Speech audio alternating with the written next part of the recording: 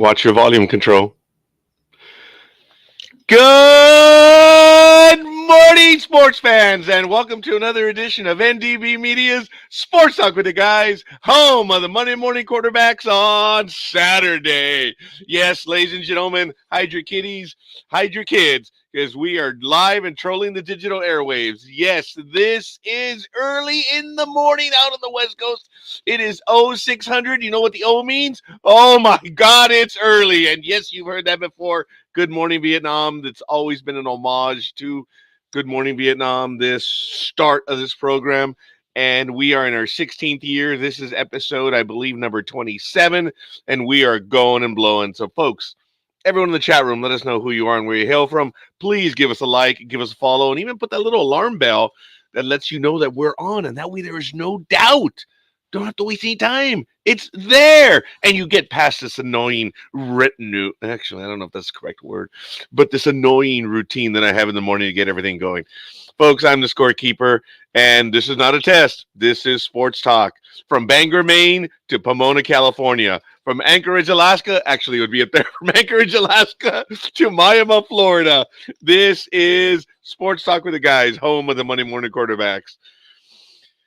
Oh, my goodness. Wow. It feels like this is the first normal program and in a while, and I'm terribly excited about it. So we're going to get to it, have a lot to go over. Just to give you a quick idea on what's going on in the world. Weather-wise, it's 58 degrees right now. It's cloudy. It's going to get to a high of 74, overnight low of 54. So it's going to be colder tomorrow morning than it is now. Woohoo! The humidity is 93%. Yeah, I guess, but it's not that East Coast humidity. Oh, that's disgusting. Disgusting. I mean, humidity, you can almost feel. I mean, it attaches to you. It is one with you. It is like a midichlorian. It is part of you. Out here on the West Coast, no, we don't have that, thank goodness. But the pressure is 29.97 inches, and it's moving on up. Visibility is 7 miles, even at this hour. But the sunrise was at 5:46 a.m. Ooh, I don't like these numbers, the symmetry right now. 5:46 a.m. and 6:03. Ooh, yeah, for those of you that know, in American history, those two times are not good. But anyway, the wind is at 0, even though it's heading in a westerly direction. But go figure, with a slight southerly slant. Uh, the dew point is 56. It's still 6:03. Oh, there it is, 6:04 now. Whew. All right. Next time is at 6:37. So, but it's a sad day taking place in September. That's neither here nor there. It is dew point 56 degrees, we're just right above it, I guess. UV index is 0 of 11, and the waxing gibbous is our moon phase. Whew. Taking a quick look at history on this day. Back in 1912, the Philadelphia Athletics rout the Detroit Tigers 24-2 at Sheep Park. The Tigers used amateurs in protest at Ty Cobb's suspension from the game. And speaking of suspension from the game, first shout out will be, of course, to Tony. I don't think you're going to be able to make it here today, but shout out to you, Tony. Thank you. Appreciate making contact with you the other day.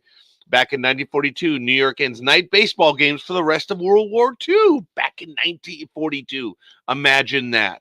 Unbelievable. In 1968, Al Kaline hits his 307th homer, surpassing Hank Greenberg as a Tiger. Wow. Back in 2013, the 138th Preakness, Gary Stevens aboard Oxbow wins in 157.54. 1 minute, 57 seconds, 0.54. And finally, looking back today in 2021, I guess it must be Tony Day. Major League Baseball Tigers Spencer Turnbull no hits the Seattle Mariners 5-0 at Comerica Park in Detroit. I wonder if Tony was there for that one. I don't know if he was, but that's okay. Folks, I see you. I see the number count. Thank you. Please give us a like. Appreciate it. And I think we already have one. Good morning, Gridiron Girl. What are you doing, woman? Come on in. So, Aisha, thank you, thank you, thank you. You girls know what to do. So, anyway, let's see if this one's going to be a good one. I can't believe I forgot to go to the gym. Really, especially in the condition that I'm in. That's 7 years in a row now. That's for all of you. And taking a look in international stuff, National Rugby League there in the Telstra Premiership, round 11 already. Wow, this is in the land down under of the island next door. Of course, this was on 17th. These games are final. The Raiders. Oh, I'm sorry. It's National Rugby League down in New Zealand. The Raiders beat the Bulldogs 24-20. The Broncos. Oh, yeah, the alternate. Up must be New Zealand. Alternate universe. Broncos edge the Seagulls 13-12. The Knights by 4 over the Titans, who scored 24. Do the math. I don't know what is going on. I'm getting all these alerts right now, so I'm sorry. Today, result the Sharks 38-30 over the Roosters. The Rabbitohs lost to the Cowboys 28-22. And later today, the Warriors visit the Panthers at 8:05 p.m. Pacific time. Storm visit the Eels at 11:05 p.m. And tomorrow, the West Tigers take on the Dolphins in volleyball. And we're pretty much paying attention to the female volleyball. I'm sorry. It is what it is. The Huntington Beach Open is going on this weekend right now, May 17th through the 19th. As usual, I'm not there. Darn it. Hey, come on, man. No guy. I like that stuff. The female volleyball. The 2024 AVP Huntington Beach Open returns to the main stage as the first heritage event of 2024 in the path to the lead. Since 2000, Huntington Beach has been a mainstay on the AVP schedule and a hotbed for beach volleyball talent. Who will take the home? I'm sorry. Who will take home the hardware this year? I'm so sorry. I heard the beep. Someone entered. I got distracted. What up, big dog? How you doing? Hola, ¿cómo estás? Big dog, I've been waiting to see you, and I can't wait. I was hoping to see you this week, and maybe even see you next week. I got you a gift about a month and a half ago, not the gridiron gift where the gridiron girl, where she has a Lakers pin for you, which I still have not given to you. But as soon as I get a chance, I got something for you. I think you've already seen it. There it is. I can't wait to get. So your birthday's coming up. So I guess I'm going to hand it to you on your birthday. But I got this for your brother. This from Kobe Bryant. He is clearly one of your. I don't know if you. Oh, he's not your favorite of all time, but he is clearly one of your favorite players, I believe. I think you were a fan of Kobe. Yeah. Oh, there's a little smile there. You just liked Kobe, didn't you? Come on. Make it clear. I finally get the big dog something, damn it. And I'm like, man, if it was had a big Kareem or Magic Cooper, even Norm Nixon or James Worthy, right? No. Yeah. Oh, oh, shit. Oh, okay. Oh, well, I think I can still return it to Barnes and Noble. Just kidding. No, you were clearly a fan of Kobe. Hell yeah, right? Oh, yeah, of course. Well, Five rings, you can't deny that. no, you cannot. So this is a life remembered. It was an LA Times special, and it was there. And I said, "Oh man, I got to get it." And yeah, it was really cool. I've been dying to get it to you, but so many things going on in the world. But folks, I will have to keep the earphones on for a while. I mean, it was a bit sad. I'm throwing a lot of beans out there. I did announce it when I saw the report. What? Yeah, exactly. When I saw the report, I have hearing loss very minor on the left side. And I've known that. I've always known it's the right side, especially in the last 6, 7 years. And I had all these diagrams, reports, and stuff, and the numbers. Man, it's kind of like when you have vision. You're 20. It's similar to vision. The ratings 2020. It tells you that.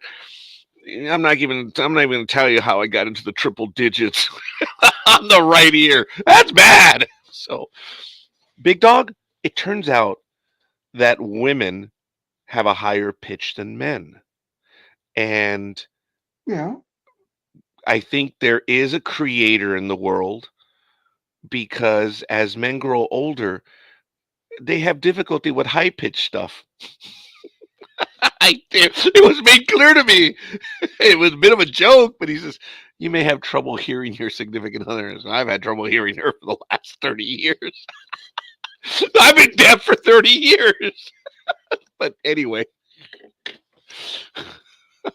But the big question is that a curse or is that a gift? I think it's a gift. That's what I was alluding to. Sorry. So, hey, it is what it is. So, looking forward to be able to go and have the fans yell at a baseball game. Live a life normally, I suppose, and see if I can hear them now.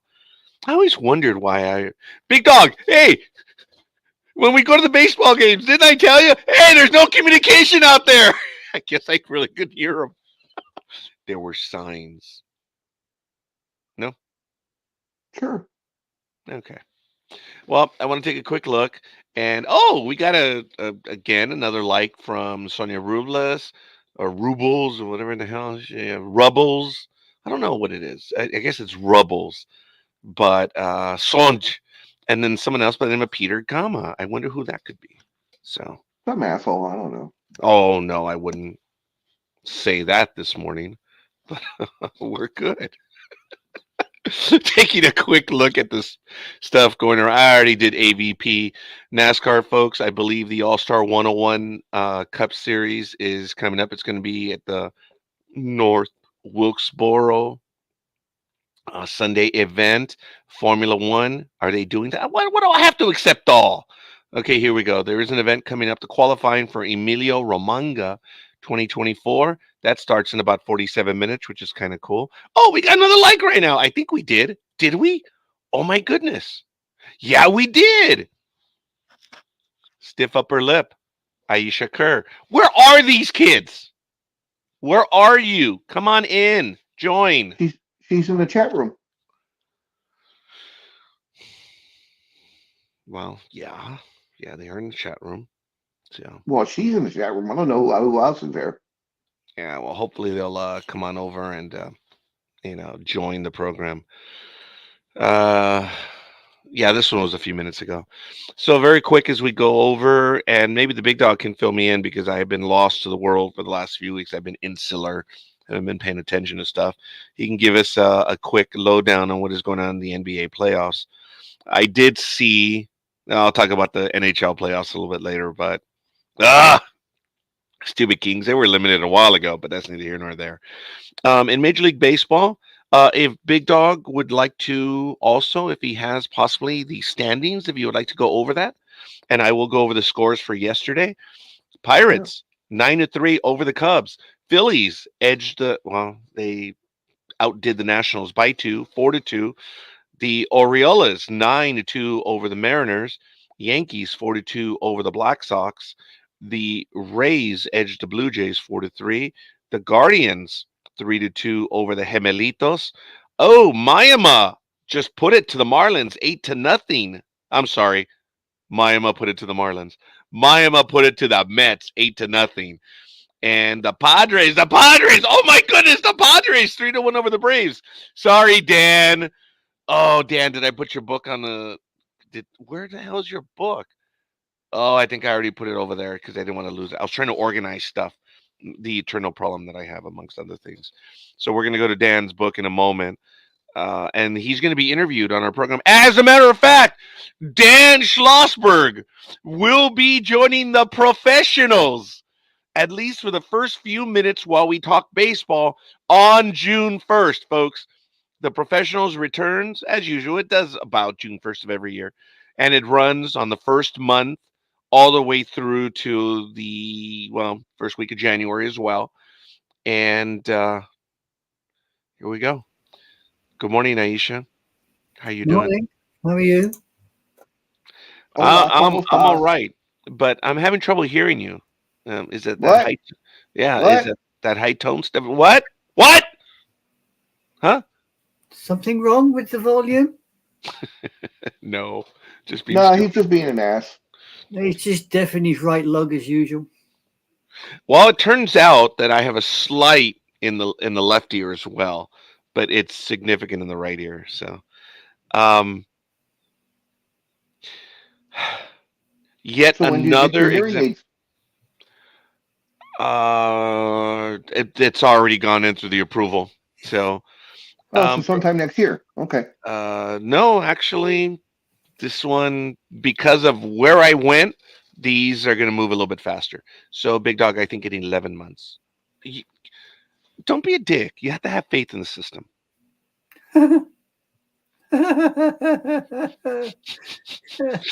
Big Dog already knows if someone gives a number, I always, if they say it's 365, I'm like, it's 364. Don't be that way. I mean, it's the way I always operate. So I have no idea when I'm going to get them, but we'll see. Mm. Continuing, the America's AAA team 6-2 over the Athletics. The Angels. Oh my goodness, the Angels 9-3 over the Texas Planeros. The Rangers. A-holes edged the Brewers, or the Cheaters edged the San Vacetos 5-4. The Cardinals 10-6 over the hated ones, the Red Sox. Well, no, they're not the hated ones. In Dodgerland, the Gigantes are the hated ones. They're just they're the Red Sox. They deserve their name. They've earned it. And of course, the Tigers, Tony's team, are now 22-22. They put it to Arizona 13-0. And Los Dodgers beat the Commies 7-3. Grove over Cruz. And the hated ones, Matt Alvarez is really excited over this one. They doubled up on the Colorado Rockies 10-5. Big Dog, would you give us the standings as of this morning, May 18th, in Major League Baseball? Sure. In the American League, in the East, you have the New York Yankees at 31-16, leading the way. Next up is the Orioles, one game behind at 28-14. Then it's Tampa Bay 24-22, followed by the Red Sox and Toronto. In the Central, it is the Cleveland Indians at 28-17, followed by the Royals, 1.5 behind, 27-19. Followed by the Twins at 24-20, 3.5 behind. Then it's the Tigers and the White Sox. In the American League West, it is the Seattle Mariners at 24-21, followed by the world champs, the Rangers, 23-23, 1.5 behind. Thank you for the reminder about that, Big Dog. I'd forgotten. Congratulations to the Rangers, seriously. Followed by the Assholes, then Oakland, and the Angels are in last place. In the National League, it is the Philadelphia Phillies in the East at 32-14, followed by the Braves at 26-15, 3.5 behind. Then it is the Washington Nationals at 20-23, 10.5 behind. Then it's the Mets and Miami. In the Central, it is the Beer Drinkers. The Brewers are in first place at 26-18, followed by the Cubs, General America's team, at 25-21, 2 games behind, followed by the Pirates, St. Louis, and then in last place is Scorekeeper's second favorite team. In the West, it is the Dodgers at 30-17, followed by the Padres at 23-24, 7 games behind. Then it is Arizona, the hated ones, and in last place are the Colorado Rockies. Best team in baseball looks to be the Phillies. The Phillies? Yeah, I think so. 96. Yeah, the Phillies are the best team in baseball at 32-14, and the worst team. There's a few. 3 or 4. Maybe Miami. Miami so far. Yeah, Miami. Yeah, Miami's the worst team in baseball at 14-32. Yeah, because the Rockies are 15-29, so no, the Miami's a bit below that. Yeah. Yeah, just a little And there bit. you have it. And Big Dog, please correct me if I'm wrong, but this fascination that you have, and there it is, the fascination that you have with calling the Reds the Scorekeeper's favorite team, because I don't. No, second favorite team. Second favorite. Why? Is it because of that one time that I talked about that, folks? No matter how bad your life is going, no matter what is going on, it doesn't matter. If you really, really want to know relatively how good your life is, all you have to do is visit a Reds forum anywhere in the world, anywhere. And it was it that story? Was it because No, of that? no. It's the fact that you don't like them. So of course I have to pick on that. Oh, okay. Well, I guess. Yeah. They're far from America's team. They're the oldest continuously operating team in Major League Baseball. That's why they're the senior circuit. Let's put it this way: would you rather me call the Reds your second favorite team, or the Red Sox? I don't think you could actually say that out of genuine respect because I don't mess with you that way. Even I wouldn't say that the Boston Celtics are your second favorite team. So funny how both Big Dog and I do have that in common. We're unhappy with that which comes out of Boston, and yet we're true-blooded Americans in every which way. That's Well, where the. Oh, I'm sorry, Aisha. well, that's because that's where the rivalry's at. My rivalry is, I hate Boston because of the Celtics, and yours is because of the rivalry you have with the Yankees and Boston. So it just so happens that Boston sucks. I'm sorry, Aisha. It's all right. Oh, I just put something up in the private chat just to get what either of you think about it. please post. Oh no, that's very real. I'm gonna go ahead and post it in the comments. Aisha, why don't you get to that right now? I appreciate it, folks. There it is. And yeah, I was thinking about that this morning because apparently he hit one out pretty pretty far. I think it's still traveling. Oh, I didn't know he had 9 stolen bases. So, what do you reckon to the stats then? Big Dog? Good, bad, indifferent? Oh, Otani's always been a great offensive player. Um, he's just, he's one of those unicorns that just happens to be able to pitch. Also, it's just that he's forever, tearing up his arm. Hmm. So See, I don't ask scorekeeper because I guarantee once I ask scorekeeper, we will get a tirade of something or other. We'll never get him to stop. And that's do, fair. I'm gonna jump in now. No, Big do Dog. you think Otani should actually, since you're the pitcher of the group, does Otani have off speed stuff? Does he have an array of pitches? Yes, yes, he clearly has an. I think he has 4 pitch. You know what? Being the pig that I am, he probably has 5. Should in He has 4 pitches. in your humble opinion, should he maybe stay away from the fastball then, so he saves his arm, or is that Probably. not the problem? Oh, okay. The problem is baseball. It's baseball. It's the way they're treating pitchers. This is something that we've been talking about for almost 16 years now in Major League Baseball. As you know, when Tri-State Sports Guys was on the network with us, God bless them, I miss those guys. When they were doing their reporting, they interviewed Tommy John on this network.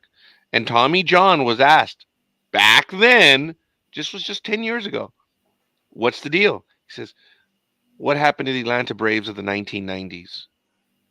What was going on with the Braves? The pitchers never got hurt. What were they doing? They were throwing. They were throwing. They were throwing. They extended the arms.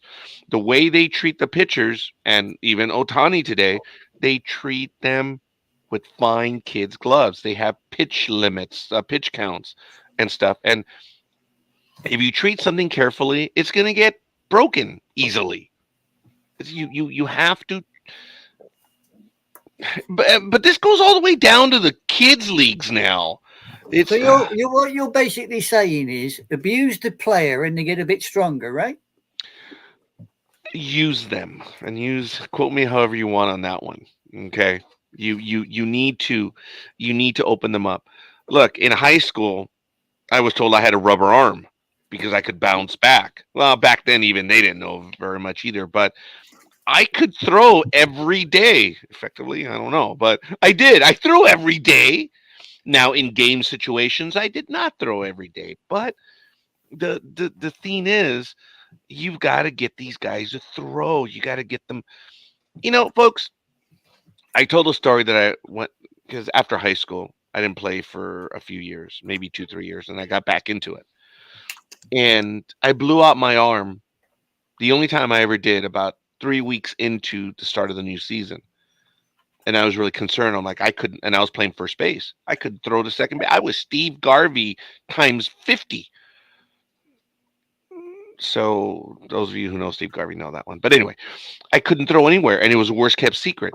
Well, what my teammates did is, dude, you got to get out here and run. Oh, for the love of God, I hate running. You got to build up the arm. You got to run. You got to build up your body. You got to keep doing that. Now, obviously, baseball players are doing that. But another thing that my buddies used to do is they used to go bowling, and that would strengthen the arm as well. And they don't do things like that. They don't do things to strengthen the arm the way it used to be. And they need to get back to that. And they're doing different types. They're doing weights. They're putting bulk on so they can throw harder. You already know that throwing a baseball in this manner is unnatural. So it's very difficult to stay healthy. And now that they're building up these bodies differently, they're everyone's talking about launch angles and spin rate. This in the lifetime of baseball, it's like the lifetime of humanity or the world. We're just like there in seconds. All this spin rate stuff, it's just the last few seconds of baseball history. It's the most up to date thing, and I think it's detrimental to the game. They have to use the pitchers. They have to stop treating them like fines ladies watches. They have to treat them like Mickey Mouse watches. You got to use them. And a probable Hall of Famer said that, not me. Name is Tommy John, someone who had reconstructive surgery. You guys all know the story. But the tirade, you were expecting a tirade. I went on pitching. Going back to Shohei Ohtani, folks, I don't understand what the deal is. The numbers speak for themselves. Scorekeepers having an intellectual woody with stuff like this. How can I not be happy for the game? Shohei Ohtani is a wonderful player, and he is playing more than not. That has been my gripe for the first 5 years of his career. Hey, let him play a full season. Oh, I still don't know if he's played a full season. But look, he's getting a $700 million contract. Good for him. Congratulations. The bombs that this guy hits are just unbelievable. The stuff that he does is just absolutely amazing. Come on, you don't need my opinion. My opinion matters not. Shohei Ohtani, what he is doing, these numbers, they're good. Are you kidding me? Every team would give their left nut to have a guy hit 365, 435 on base, and a 696 slugging. Give me a break. Those are phenomenal numbers. Yeah. Question is, when he comes back to pitch, are the Dodgers still going to have him pitch, knowing his injury risk and injury history? Hey, glad I don't have to make that decision because I'm in a quandary. Big Dog said he's a unicorn. Yeah, he is. You know, Now I'm trying to remember. Has he had Tommy John surgery? I'm trying to remember. I know he's injured the arm, a multitude of times, but has he actually had Tommy John?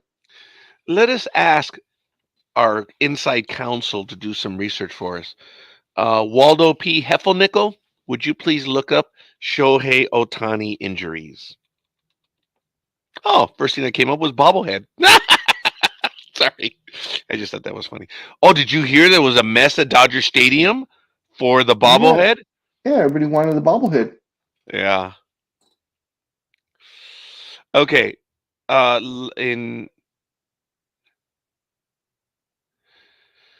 He's had elbow ligament injury, but I don't know if he had surgery.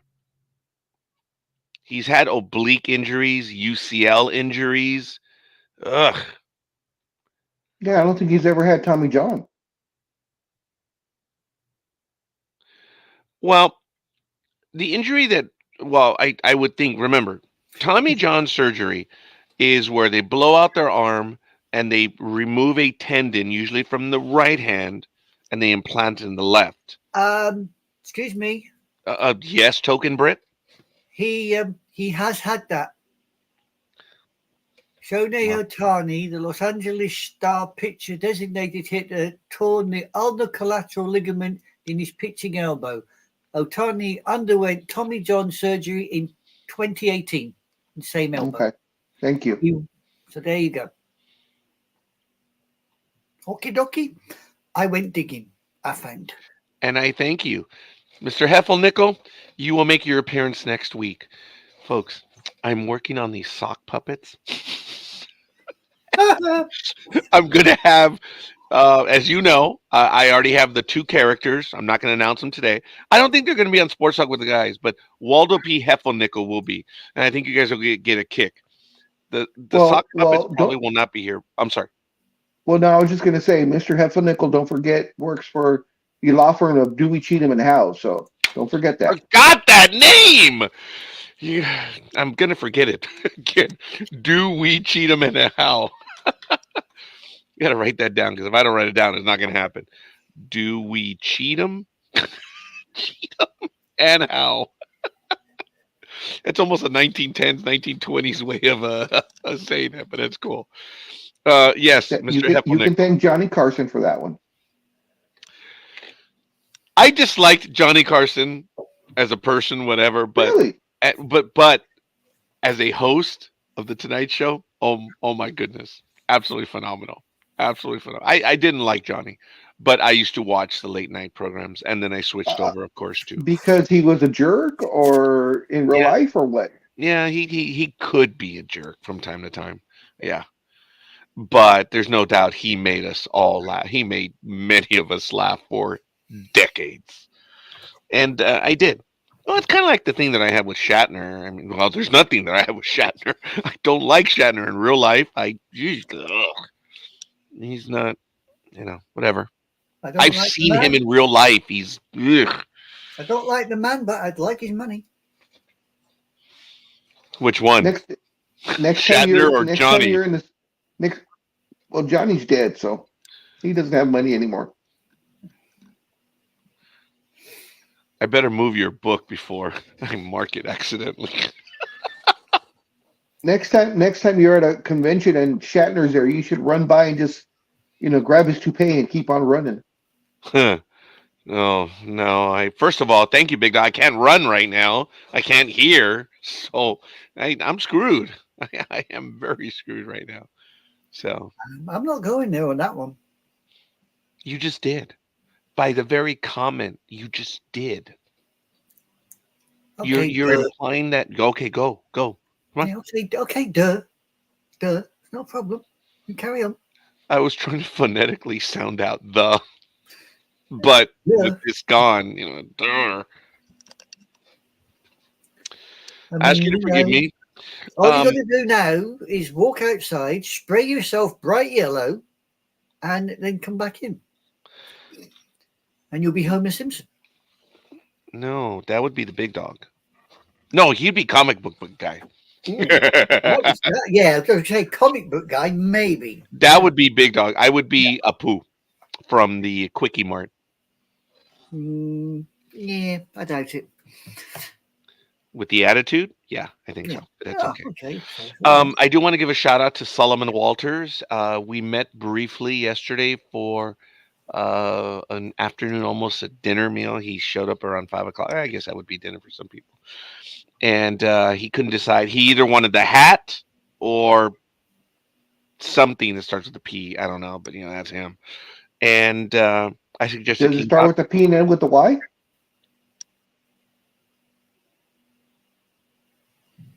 No, it's like Palom. It's something. It's that place that cooks the bread. What is that place? I don't know.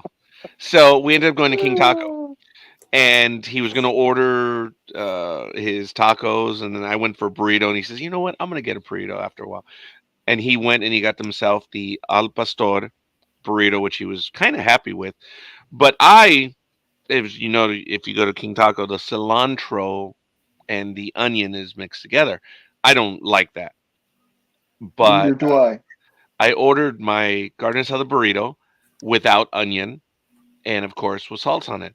Well, the young lady was preparing the burrito, and then she looked at it and she's like, I prepared it incorrectly. Would you like an extra burrito? Are you out of your mind? And ladies and gentlemen, there it sits right here, right now. I just heated it just before we went live, and I'm going to partake of this burrito. I know, I'm sorry, Aisha. It's kind of like when I'm in jerk mode on Sunday morning, right? Always having a meal. But there it is. Now, this burrito has onion and cilantro in it. So we're going to find out how much of a little brat I am or how much of a baby. So, sorry. All I can say is, Yes. first of all, it was, the talk program on a Sunday became a cookery program. Now Sports Talk with the Guys is becoming a cookery program. Have you got things about cookery programs? Woman, I'm hungry. I'm sorry. That's all it is. I'm hungry. Hungry? You eat as much as a third world country, man. Oh, you're talking about Perillos. No, because that might be a little too high class for for Solomon Walters. They're famous. They're Panera bread. There it is. Oh, Panera. Panera. Yeah. Oh, you're talking about you trying to eat healthy. Okay. Yeah. The I don't imitation know. healthy. I'm The sorry. imitation healthy. Hey, come on. I come across as healthy. When? I thought that's the only thing you and I had in common is non-healthy. No, I didn't say you're healthy. I said Solomon, since he wanted to eat at Panini's Panera. or whatever the fuck you said. Panera. I What? think Just Panera. actually, I think Scorekeeper actually has got shares in Taco King, because that's all he ever goes I on about. wish. I think it's privately owned. I mean, what's next? Your favorite curry house? Have you ever had curry, Big Don? Mm-hmm. I may. I don't even recall. I may have had it once at a fast food or at a. I haven't had real curry. I used to make katsu chicken curry. I'm sorry. What was that? I used to make katsu chicken curry. Katsu chicken curry. Yeah, it's a Japanese dish. If only. If only. Morning, Michael. If only. Morning, Michael. How are we? How are we? The bug again. Yeah. As a matter of fact, I want to give Michael a shout out. He is in Kentucky this morning, at the shoot for. Come on, Michael, help me out. Who's there? There's a fan film production this weekend that's being shot. I don't know if you can tell us who, but Potemkin Pictures. I am so sorry. Hey, yes, he's at a film shoot, Potemkin Pictures. So can't give any details as to what is being shot because we have to be respectful. No, Michael, okay, well there it is. An episode of Starship Demos is being filmed. Very good. So this one has onion in it, folks. If I could own something in addition to King Taco, it would also be Zanku. Big Dog, I've talked about Zanku from time to time. Zanku chicken.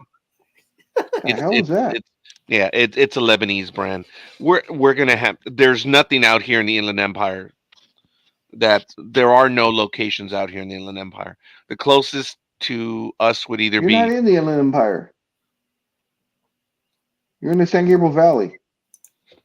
No, San Gabriel Valley ends over at Kellogg Hill. On this side of the hill, it's the Inland Empire. I don't know if I agree with that. Well, okay. I'll see if I can look up some cartographers and you can play with them for a little while.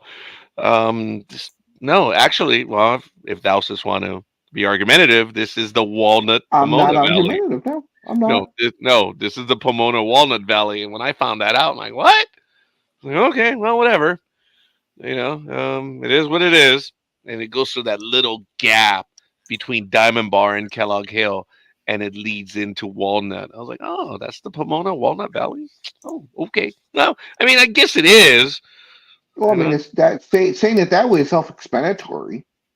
Yeah, but the San Gabriel Valley is west of Kellogg Hill, folks. So, but yeah, the Inland Empire is this conglomeration of all these different stuff on all the way out to Redlands, all the way out to Pomona. So kind of cool. Anyway, folks, good stuff. I'm going to be partaking of that burrito in a little bit. Hopefully, I can get Big Dog to try. Big Dog actually has a varied palate. He'll at least try it once. I've got to give him credit. I think he's braver than I am when it comes to stuff like that. He'll go, Gotta try something once before you say you don't like it, you no know, matter what it is. and Big Dog will go on Yeah. his own. He doesn't need to be drugged there by a friend or anything, or a family member, whatever. He'll go on his own. And I know will. I've tried places because of him, and that's why it's. I don't know if it's braver, as I said, but he is braver than I am when it comes to. And I'm not just talking about food, by the way, but that's neither here nor there. What else are you talking about? Fill in the blank. I'm sorry, what? Fill in the blank. Doesn't matter. Damn, my hearing is going because I hit fill in the blank. You gotta try. Like, You what? gotta try it once. You gotta try something once before you say you don't like it, Oh, and well, that's across the board. Yeah, true. I mean, marriage. Tried it once. Marriage, a thumb going somewhere, fingers, Anything Anyways. once, nice things twice, and I've only been married once. So what does that tell you? well, all right, that's fair. Okay, I suppose I asked a stupid question and I got an enlightened answer, so it's a good thing. Let me see. Do we have any other additional shout outs? No, we still have the original three. So that's cool. Oh, someone by the name of Aisha Kerr gave us a like. Oh, neato. Okay. Right. Chicken katsu curry, Japanese style. You prep it 20 minutes, cook it 30 minutes, and it's got all sorts of like grapeseed, onions, garlic, carrots, honey, soy sauce in it. You have chicken breasts, plain flour, black pepper. So it's nice. Well, maybe you can. You piqued Scorekeeper's interest because he likes breasts.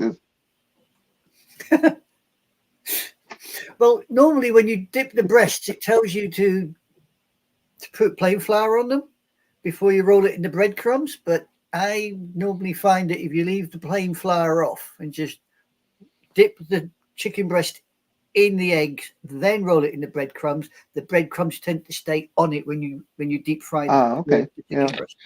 I could see that one. Sports- He doesn't like dipping. Scorekeeper likes kneading. He likes kneading his breasts. I was going to say that Sports Talk with the Guys is well known for Off topic. bastardizing. No, not at all. It is what it is. I don't even have to say that. Well known for bastardizing the English language, many phrases and stuff. And I have to say that I had not heard breastises for a while now. That one had that might have been one of the first ones on Sports Talk with the Guys. It's kind of funny. We had that one has not been on for a while. Yeah, because it's well known that Scorekeeper is a breasts man. Or as we say in And I'm England, not. you like to play with the boobies. Yep. Sadly. Past tense. But anyway, ladies and gentlemen, we do have a little bit of football news that we're going to get to, a little bit of baseball as well. And I do have some golf news, which is actually very funny. I Big heard time the golf story news. yesterday. Yep, I heard the story yesterday from Solomon Walters, which was pretty good. And we have some sad news coming up from Alaska, which I'm going to get to, and I'm glad Aisha is here with us right now. I'm going to share the article with everyone in just a moment. I need to give it in the private chat as well as in the comment. This was on MSN. This is actually several days ago now, ladies and gentlemen. But basically, and first of all, I need to preface this conversation as it must be election season. We must be in an election year because this is when you have bills that are high topic or hot button issues. But Alaska lawmakers passed bills segregating sports teams by quote unquote sex at birth. Alaskan lawmakers exchanged emotional and often combative statements for more than 17 hours over the weekend. This was on the 15th. And that would limit student participation in sports teams. The bill was ultimately passed by the Alaska House of Representatives late Sunday evening. Members of the Democratic minority introduced several amendments to the bill last week, which had 88 introduced and made various motions to prevent its advancement as members of the House pulled weekend shifts. The bill passed the House with a 22 to 18 majority. The new law would require students to play on teams that correspond to their sex at birth. A similar ban already exists for Alaska's high schools, which was implemented by Republican Governor Dunleavy appointed board members who voted in June of 2023. Several Democrats expressed concern about the bill, how it would be a policy and financial burden on schools to determine students' sex at birth. They also said it would inevitably require the state to breach its own privacy laws. In addition, they argued that the legislation would open schools and states to lawsuits regarding equal protection and Title IX, a federal constitutional law that applies to state-funded educational institutions. Now, folks, it's election season. It's a hot and button issue, and people are driven to get people to get out to vote. And how do you do it? By hitting on a particular subject. Not going to make it any more political than that right now. And this year, Alaska went ahead and passed this bill. Now, there was already a bill in Alaska, as I mentioned, that already does that in high school. And now it's going to be everything, all sports teams. Now, you were saying from the article that it says it's going to cost X amount of money to, I guess, verify this. I don't know how it's going to cost any extra money, because when you go to school, you have to provide your birth certificate. So how is that going to cost more money? Because you're already providing that to the school anyways. Well, Alaska is a different animal. Big Dog, things happen differently in Alaska. And I would equate it to being not unlike the Latin world. It is very common in the Latin world to have two birthdays, because people would go to town and they would only go there once a month, and you had only a certain window to report the birth of a child. And very common for people who lived out in the country that the parents fudged the birthday a little bit so they wouldn't get fined. So they have two actual birthdays, when they were actually born and when it was reported. Now, Alaska has a very similar system where it's difficult having birth certificates in the outback, where you still have these different nations. It's called First Peoples, First Nations.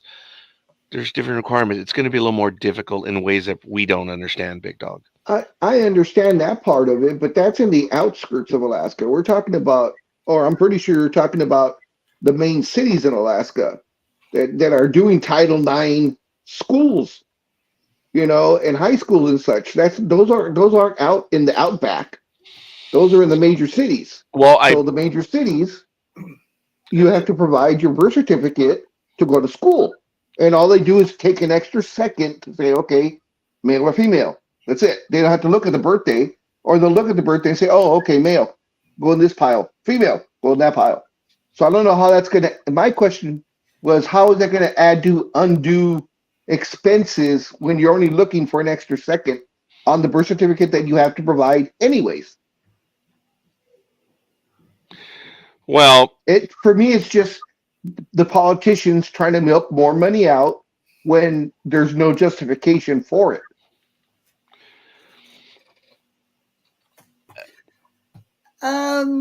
There's more to it, and I don't want to get into it right now because there's just some other issues. Okay. I understand that you have to prove at each game. So you're going to have a copy of it, number one. You have to hold it. You have to have a reservoir. It's going to add undue costs in that way. and it's interesting because it's going to go against the privacy laws that exist in Alaska as well. But you're the forgive me, big dog, but Mhm. Title IX exists all over in Alaska, and they have schools in all the little cities and stuff. It's not just the big cities, and it's kind of funny because there's 3 big cities in Alaska, maybe even only 2. You have Anchorage and Juneau, and then Fairbanks. That's the 3rd city. They have schooling throughout the entire state, No, but I know that I think is that. a minor issue. Um, that is just one of the things. Aisha, please, Yeah. token Brit, jump in. Well, you see, I don't know what it's like in America, but over here, if a person gets a gender recognition certificate, they can actually have their birth certificate altered to show that they have, they are born of an opposite gender. I genuinely don't know how it works here, big dog. I don't know if you know anything about it. I know in the Latin world, when you alter a birth certificate, and what I mean alter is maybe make a correction. There are misspellings. You have the original birth certificate, which is usually in white, and then you have the legal one, which is in pink, which is kind of funny if you think about it. The attachment, which has like the original stuff and what it should be, but that's just for a correction in the Latin world. I have no idea how it is here in the United States. No, as I said, I know over here you can once you don't even have to have corrective surgery. You can actually apply for what they call a gender recognition certificate. Does that apply for minors also?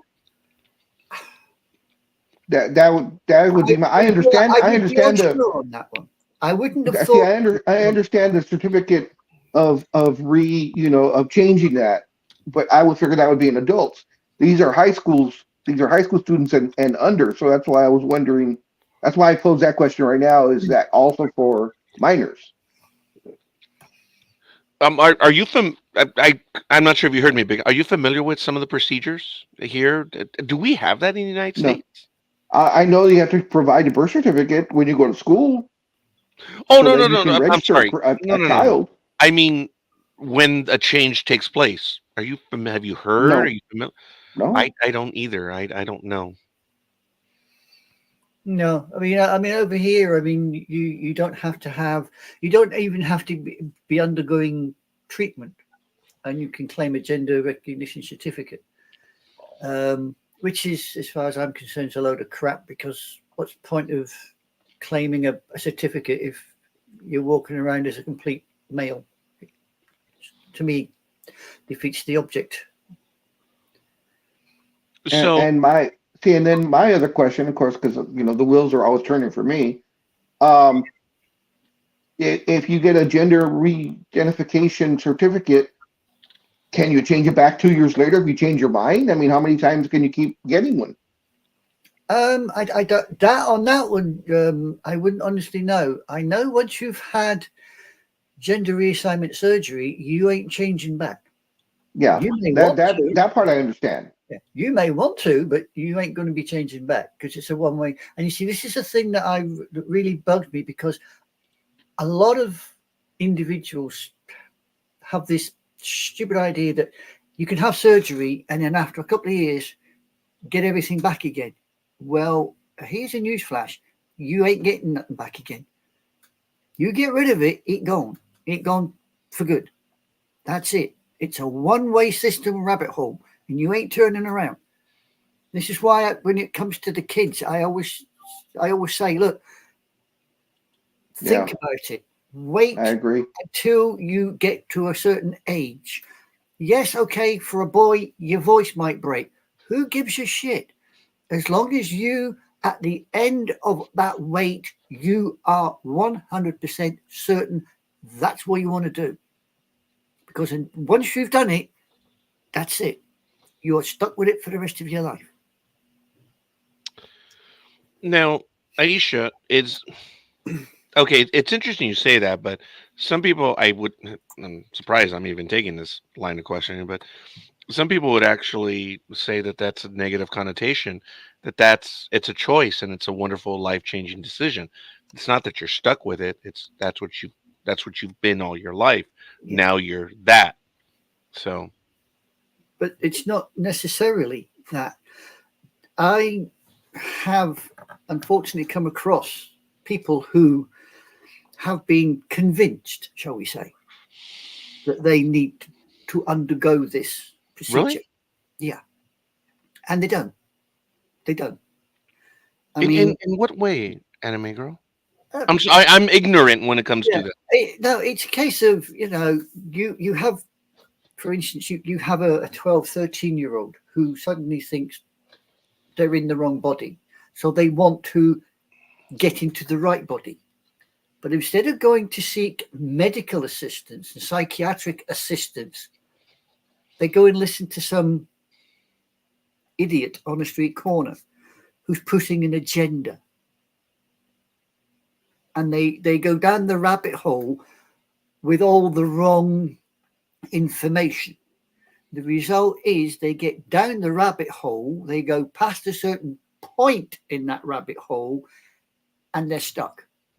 And that's when you get these individuals that turn around and say they were lied to or they weren't given the proper information. And this is the part you've got to be so careful with. You cannot just leap into it.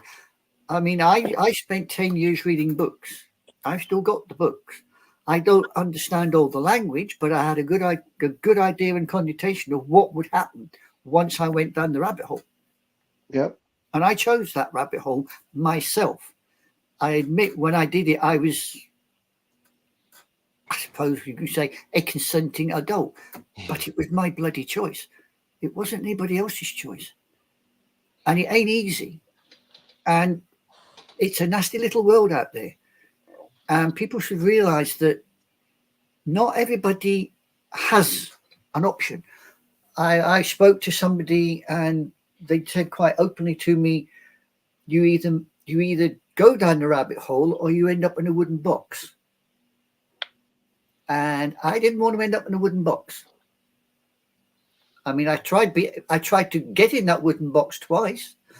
I didn't succeed.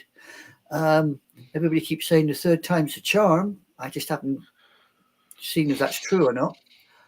You don't need to find out. No. So it's just certain people have to go down the rabbit hole.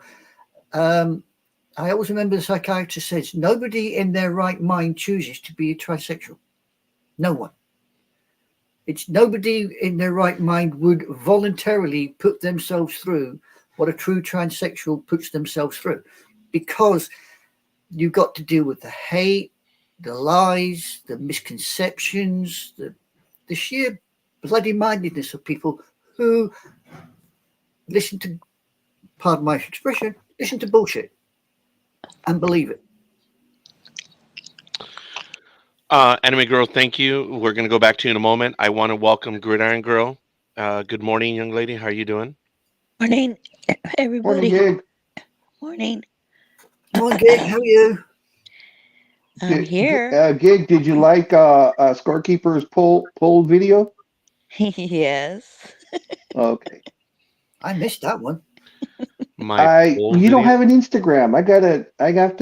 I forgot to add it to the Sports Talk with the Guys one. My poll video? Yes, you must. Yeah, there was you a video must. of a guy dancing on a pole, and I said that was your video of when you dance at cheetahs. Okay.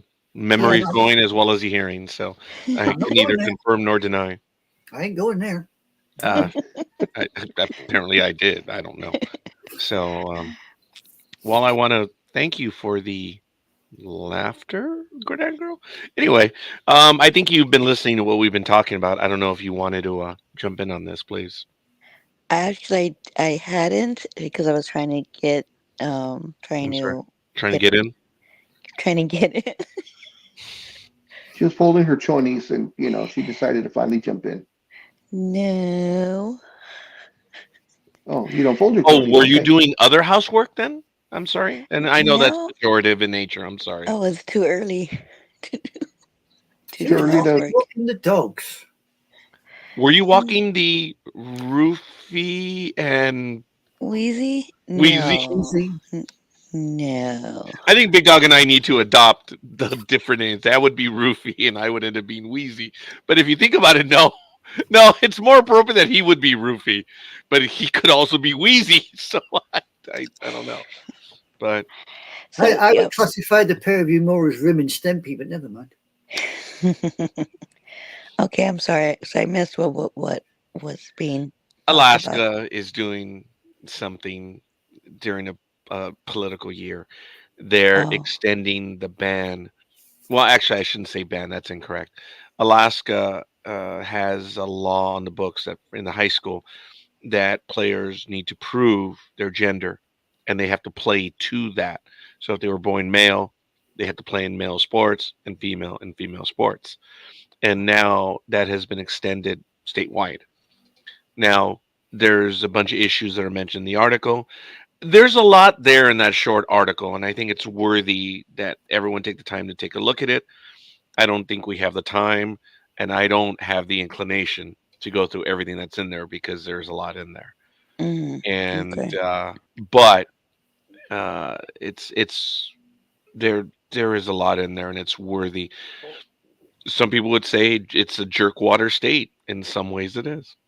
I've been there. I know it's a backwater state in many ways. But I told everyone that I had road rage for the first 15 minutes, and it dawned on me. I said, I'm the only one that doesn't have a gun up here. So I have to watch out. Huh.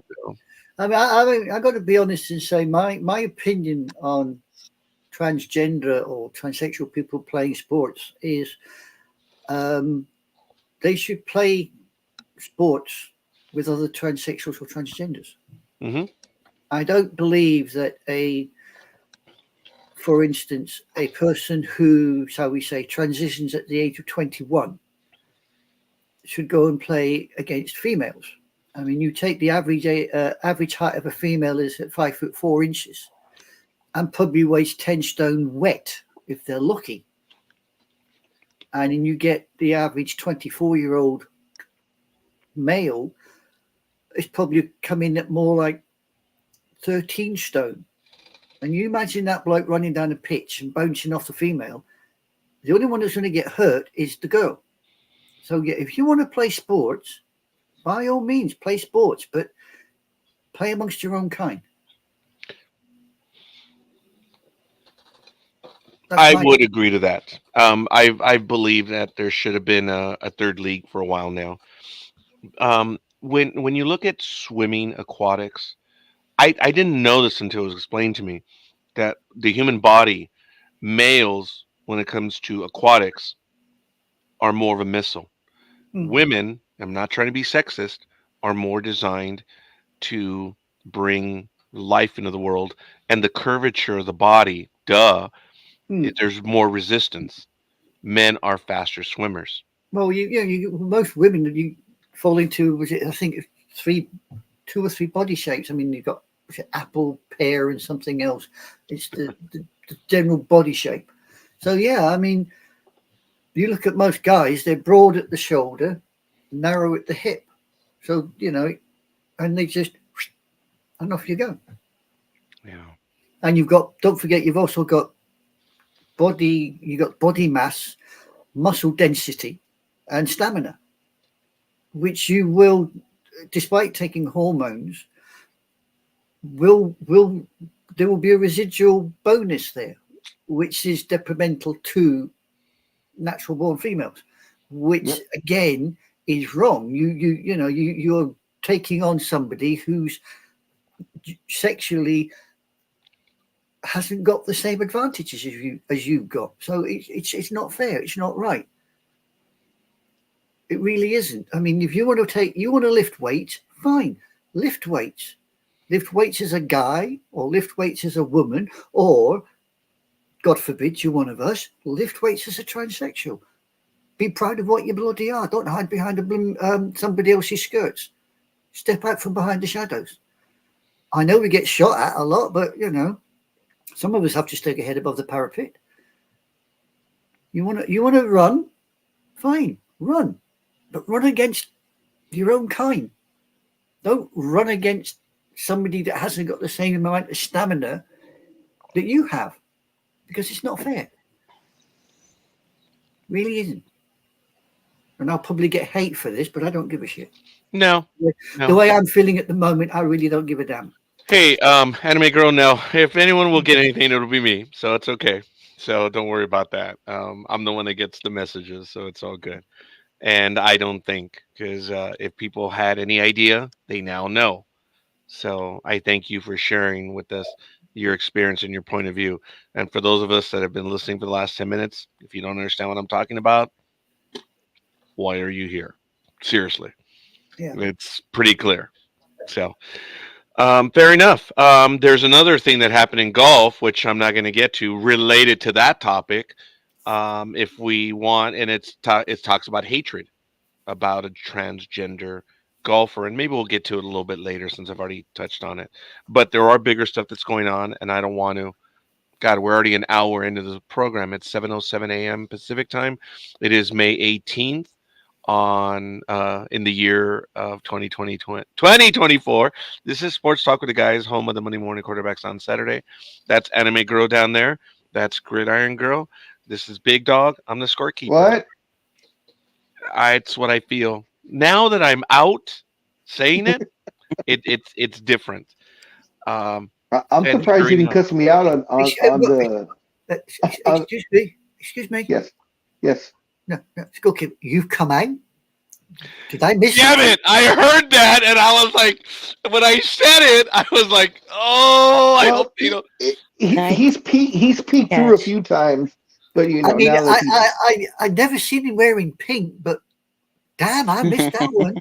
Actually, quite a bit of lavender and purple, but no, folks, I meant acknowledge. I know, it's Yes. funny. The moment I said it, I was like, he has Sorry, the pink Scorekeeper. chonies with the frilly stuff on it. I'm picking on the wrong The person. ruffles. Hey, I just could not resist that one. I'm trying to cheer myself up, but well, I think I you all want to know thank. why. But I want to thank you for listening. See that's the trick, Anime Girl. That's what I've told you. You listen, you parse every word, and when you listen to people speak, Gridiron Girl, she's been on the rough end of me. How I listen to every word. Yes. Gridiron Girl, in many ways, she's so genuine, so innocent in her speech and the way she shares that I would, unfortunately. yeah, you I mean, pick it on was a World Cup game every time I had a conversation with Gridiron Girl. And she's talking about, damn it, I need the timesheets. I was able to pervert even that sort of a conversation. Oh, The Gridiron Girl heard what I said though, just a few seconds ago, because she laughed, because she pictured it. I know she did, oh no, I didn't. but you didn't hear me, so I didn't even know that there was a little peep out of the Big Dog right now. yep. No. Oh yeah, Big Dog. I don't even think you noticed when you were going like this. Oh, I saw. I know. No, I saw that. It's just what are you gonna do? So, folks, I got the bad news, but also good news. I'm not gonna say I'm 2 for 2, but there's an ongoing issue that I have in the last year and a half. I'm not gonna get into any other verbal jousting, but let's just say there are 4 claims, and 2 have already been investigated, and 2 have already been proven to be 100% genuine. That's all I have to say, and I have 2 more coming up. One in June. Does one of another them one. include having to take a little blue pill? No, that's dead. I'm not making the 5th argument. That one's dead. I already know that one. So I you know what? I'm 3 for 5 then, as of right now. I was going on 600. There you go. That's damn good. Yeah, it's actually I'm higher up on that one statistically. But all kidding aside, I was trying to throw it over to the Big Dog now, and I think he was starting to say something before the mind. Do you remember what it was? I know I threw it at you, Big Dog, for the next story that you wanted to get to.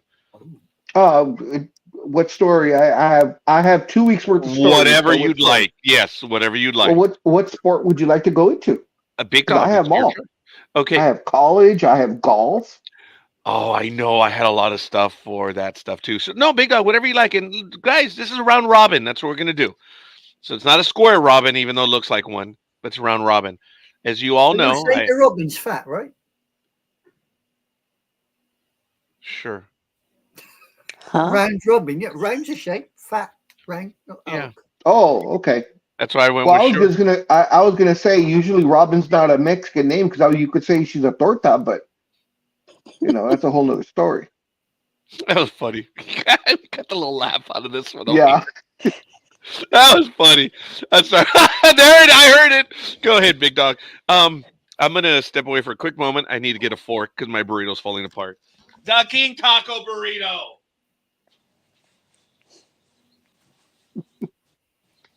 Okay. Well, so we'll go with the golf story, the big golf story that happened yesterday. So, come on. There I'm we sorry. go. So world number one golfer Scotty Scheffler was arrested in Louisville by the Louisville Metro Police on Friday morning after trying to drive into the entrance of Valhalla Golf Club, the site of this week's PGA Championship. Traffic outside the golf course had been stopped after a man was struck and killed by a shuttle bus around 5 a.m. Eastern Time. Scheffler faces charges of second-degree assault of a police officer, third-degree criminal mischief, reckless driving, and disregarding traffic signals from an officer directing traffic. The assault charge is a felony. The others are all misdemeanors. Says Major James Logsden of the Louisville Metro Department of Corrections told ESPN that Scheffler was released about 8:40 a.m. Eastern Time Friday without bail, and he arrived at Valhalla less than an hour before he was scheduled to tee off at 10:08 Eastern Time. This is from Scheffler, said in the statement. This morning, I was proceeding as directed by police officers. It was a very chaotic situation, understandably. So, considering the tragic accident that had occurred earlier, there was just a big misunderstanding of what I thought I was being asked to do. I never intended to disregard any of the instructions. I'm hopeful to put this to the side and focus on golf today.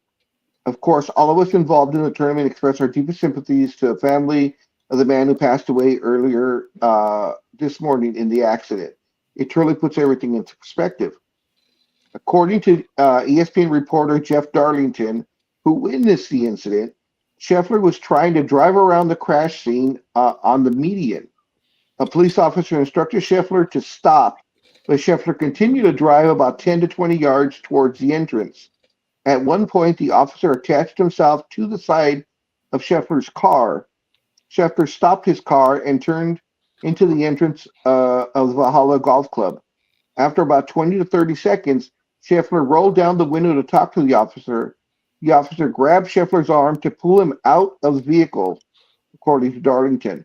The officer reached inside the vehicle to open the door, and when Scheffler was pulled out, he was pushed against the car and placed in handcuffs. Darlington was standing at the entrance when Scheffler was detained. Darlington said Scheffler turned to him and asked, "Can you help?" According to Darlington, the officer instructed him to stay away. You need to get out of the way, the officer told Darlington. Right now, he's going to jail, and there's nothing you can do about it. The officer, Detective Brian Gillis, identified as Detective Gillis in the arrest report, was dragged to the ground and suffered pain, swelling, and abrasions on his left wrist after the car accelerated forward, according to the police report. The officer was dressed in a highly visible reflective jacket when he stopped Scheffler's car to give instructions. The arrest sheet said Gillis was taken to the hospital for his injuries. So that was a fun morning for the number one golfer in the world.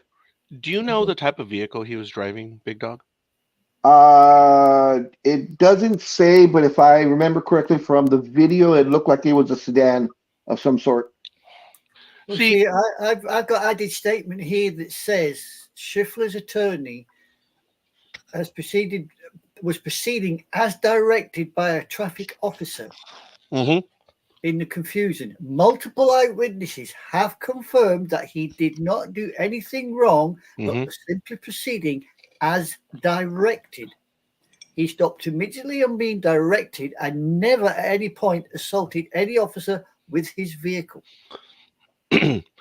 See, folks, if you've ever done traffic control, which I Mhm. have, oh my goodness, you have to work as a team. And if you lose sight of your team, that can create a lot of problems. Believe it or not, the guy or the gal that has the paddle usually is the one that's controlling everything because they have to watch what's going on. But when you have other people involved, things can happen. You lose sight of that person. Okay, the reason why, okay, it's very difficult. That's all I'm going to say. It's really very difficult. But the reason why I asked the big dog is what type of vehicle is because I learned this that when you're driving a larger vehicle, when you hit something, you genuinely may not know about it because of the size of the vehicle. Sad but true. If he's in a sedan, the only thing that he has going for him is the soundproofing. Okay? You hear less. But how do you miss a peace officer attached to the vehicle trying to hold on? I imagine banging on the window, stuff, whatever. I imagine that's what happened. And he drugged the officer, right? Is that not the way? Yeah, it says he drug him about 10 to 20 yards. Okay, 10 to 20 yards. The number's big, That's but a considerable amount. yeah. It's a lot. But you can hear someone yelling. I've been in very expensive cars that have soundproofing. Anywhere Yes. from a Maserati to a Lexus. Oh, I'm sorry, to a BMW, Gridiron Girl. Yes. I apologize. I think it was an M. What was it? Was it an M3 Gridiron Girl? Yes. Yes, I've been in cars that are very silent, but you still hear people screaming, right, Gridiron Girl? Yes. I mean, you do. I'm coming from the outside, so And not only that, whether you're in an expensive car or you're in a POS, Yeah. the fact is he wasn't driving very fast. I mean, he was going Yeah. another thing. 5 miles an hour. So even if your car is soundproof, completely soundproof, you're going to see the guy standing there. So Yeah. But I've also seen situations, and I myself got caught by the LA County Sheriffs. For those that know the area, Garfield Avenue South in the City of Commerce, coming upon Telegraph. You know, there's a blind spot right there when you're heading south. Well, I was at the intersection. Everyone was stopped, and the signal turned green. I did not see and I did not hear the ambulance that was traveling eastbound on Telegraph, and I cut it off. I had my music on. I was in my Ford Probe. I mean, that car wasn't quiet in any way, but it had cabin stuff. It was a nice car, but it didn't, and I didn't hear it until, oh damn, I cut the ambulance off, and I went right ahead. There was a sheriff right next to me. He put his lights on and he came right up next to me, and I'm in the middle of the road, and he just wailed on me. Didn't you hear? No, I didn't. I didn't even try to cut the ambulance. I just light went green. I looked and I started to go forward, and here comes the ambulance. I'm like, oh man, I didn't realize it when I was halfway through that I cut off the ambulance. That guy cut into me for 2 minutes, and we're in the middle of the road on Garfield Avenue. I'm like, do you want me to pull to the side of the curb? I thought I was dead, man. I thought I was going to get arrested. I was like 19, 20 at the time. now I understand what you're saying, and those are excruciating circumstances because it's a blind spot and he's coming. The thing is, in this situation, he wasn't the only car, and there was a ton of police all around him, and from ESPN reporter that was there witnessing it, he tried to drive around and went through the median. So it's not like he didn't know what was going on. So, like in your case, you didn't hear it because your windows were up, the music was on, it turned green, you didn't see him coming. So that's understandable. But I mean, if you've seen enough accidents, we've all seen enough accidents. We slow down. If there's cops right around us, we're looking to see what they're telling us to do. According to the ESPN reporter, it even says that he went around all that. He tried to go through the median, which meant he was trying to get around this. Was he directed to go around? No, it said he tried to drive around it, and the cop stopped him and said, "Stop." And he kept on going. That's when the guy attached himself to the car. So I understand everything that you're saying and all the other circumstances and stuff, but this, is the obvious one. When there's an accident. I've got a video on here, and it's showing you the moment he was arrested. Yeah, I see that, yeah. Now, I'm looking at this video, and I'll be perfectly frank and tell you that point one, I can see no accident. Point two, there is enough lights here that you would have thought it was a bloody runway of JFK. Yeah, so I agree. I can understand if I'm in the car and the cop goes like that to me, that means he wants me to go that way round. Now, if that has happened to this guy because it's dark, then I can understand it. I can perfectly get where the guy's coming from. And let me say one final thing. Folks, I'm not batting for this guy. I'm not. I'm just saying I had this circumstance. I have not seen any video. I have not. I thought it was out in the open. He was going to try to drive in. Look, my thing is, how the hell didn't you hear the cop? And dude, you've got to be paying attention. You have to be paying attention.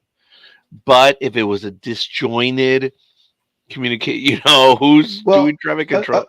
Another thing that they mentioned was this is the only way in to the golf course. Mm-hmm. It's a one road in. So it's not like there's different entrances or anything. There's only one way in, one way out. And the pedestrian, that got killed, got killed on that road in. So evidently he was crossing the crosswalk and a shuttle bus hit him about, I don't know how much time before the golfer, tried to get in.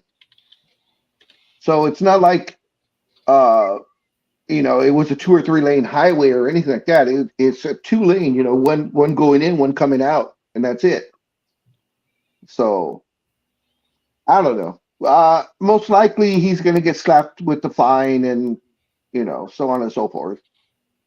Well, it was at night or in the morning? 5 in the morning. Wow. Yeah. I'm starting to see video now. Folks, he drug a cop.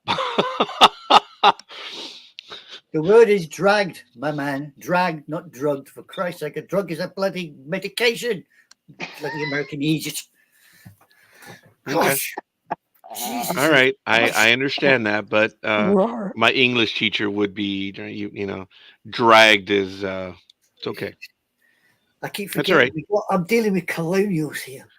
It's all right. You speak the king's speech, and I've never ever questioned you. Actually, no. She speaks the queen's speech.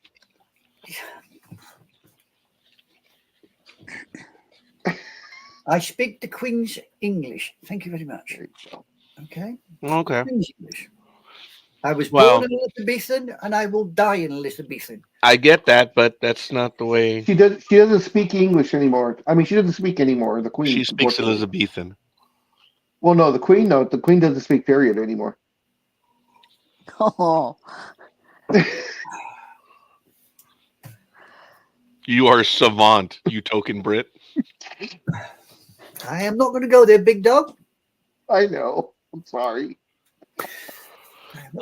He's probably going to get a slap on the wrist because we do have 2 tiers in society, unfortunately. Here in the United States, there are clearly.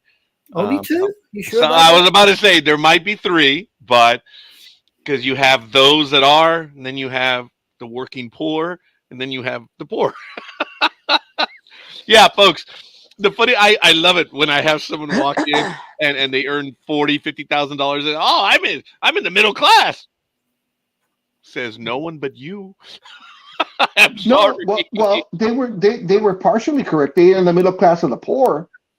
Yeah, you see, actually, that's working class. It's there's three of them. There's upper, middle, and whatever. But folks, in the United States, unfortunately, middle class has. I remember in the '90s it was 84,000. It's now I think 111. I forget. It's like it's disgusting.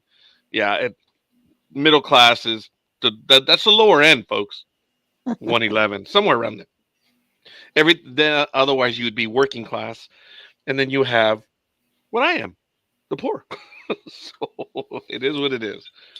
So you get it all here on Sports Talk with the Guys, home of the Monday Morning Quarterbacks on Saturday, which is a sports and eatery show.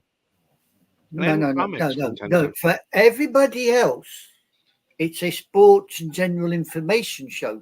For you, it's a bloody banquet all by yourself in your office, which is damn bad manners, sir. Bad manners. At least he's not taking pictures of it like he usually does. But I'm not going to go there. You just did. By your acknowledgement of I'm not going to go there. That's a Gen Z thing. That's a Gen Z thing too. Taking pictures of your food. Listen, I'm a boomer, and I'm proud of being a boomer. Okay, And I'm a Gen I'm a Gen Xer. I'm a Gen Boomer. Actually, the three of us are Gen Xers. All right, shut up. Sorry. Oh, hey, look, I got flashed. Sadly, that's the only way I get flashed today. I'm a boomer from 54 to 64, and I fall right in the middle. Big Dog, Wait you a have the minute. helm. I've got to get my drugs. I'll be back. Oh, actually, I have them here today. I usually forget them. Oh, look, there's my safety awards bag. That's where I keep my drugs. Damn. Did you like that one, Gridiron Girl? Mhm. It has mini football for red on it. Noriega by name and Noriega by actions. I thought you were going to say by. Panama? I thought you were going to say by stupidity. I'm like, yep, that's me. I was going to say, you sure you don't come from Panama? No, I know exactly where I'm from. The family line is from Asturias in northern Spain. That makes me Basque, which is crazy. I was going to say, That makes me a terrorist. I thought it might be Chihuahua from Mexico, but you know.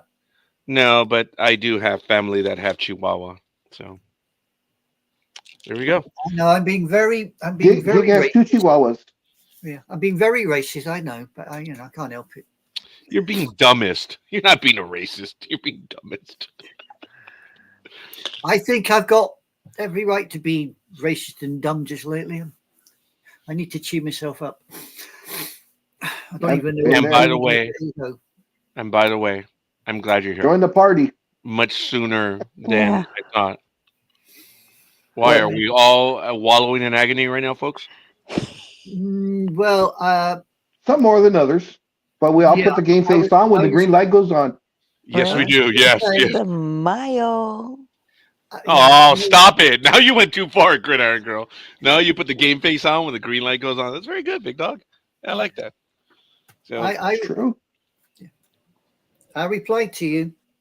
I know you did. Yeah. And I appreciate that. I appreciate everything that you guys have all said. I truly do.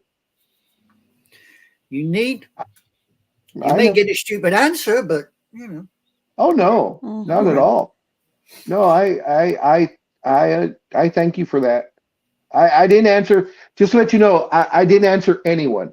I had plenty of replies, personal and public. That was after I posted what I did, and I had tons of replies privately. I had tons of replies publicly.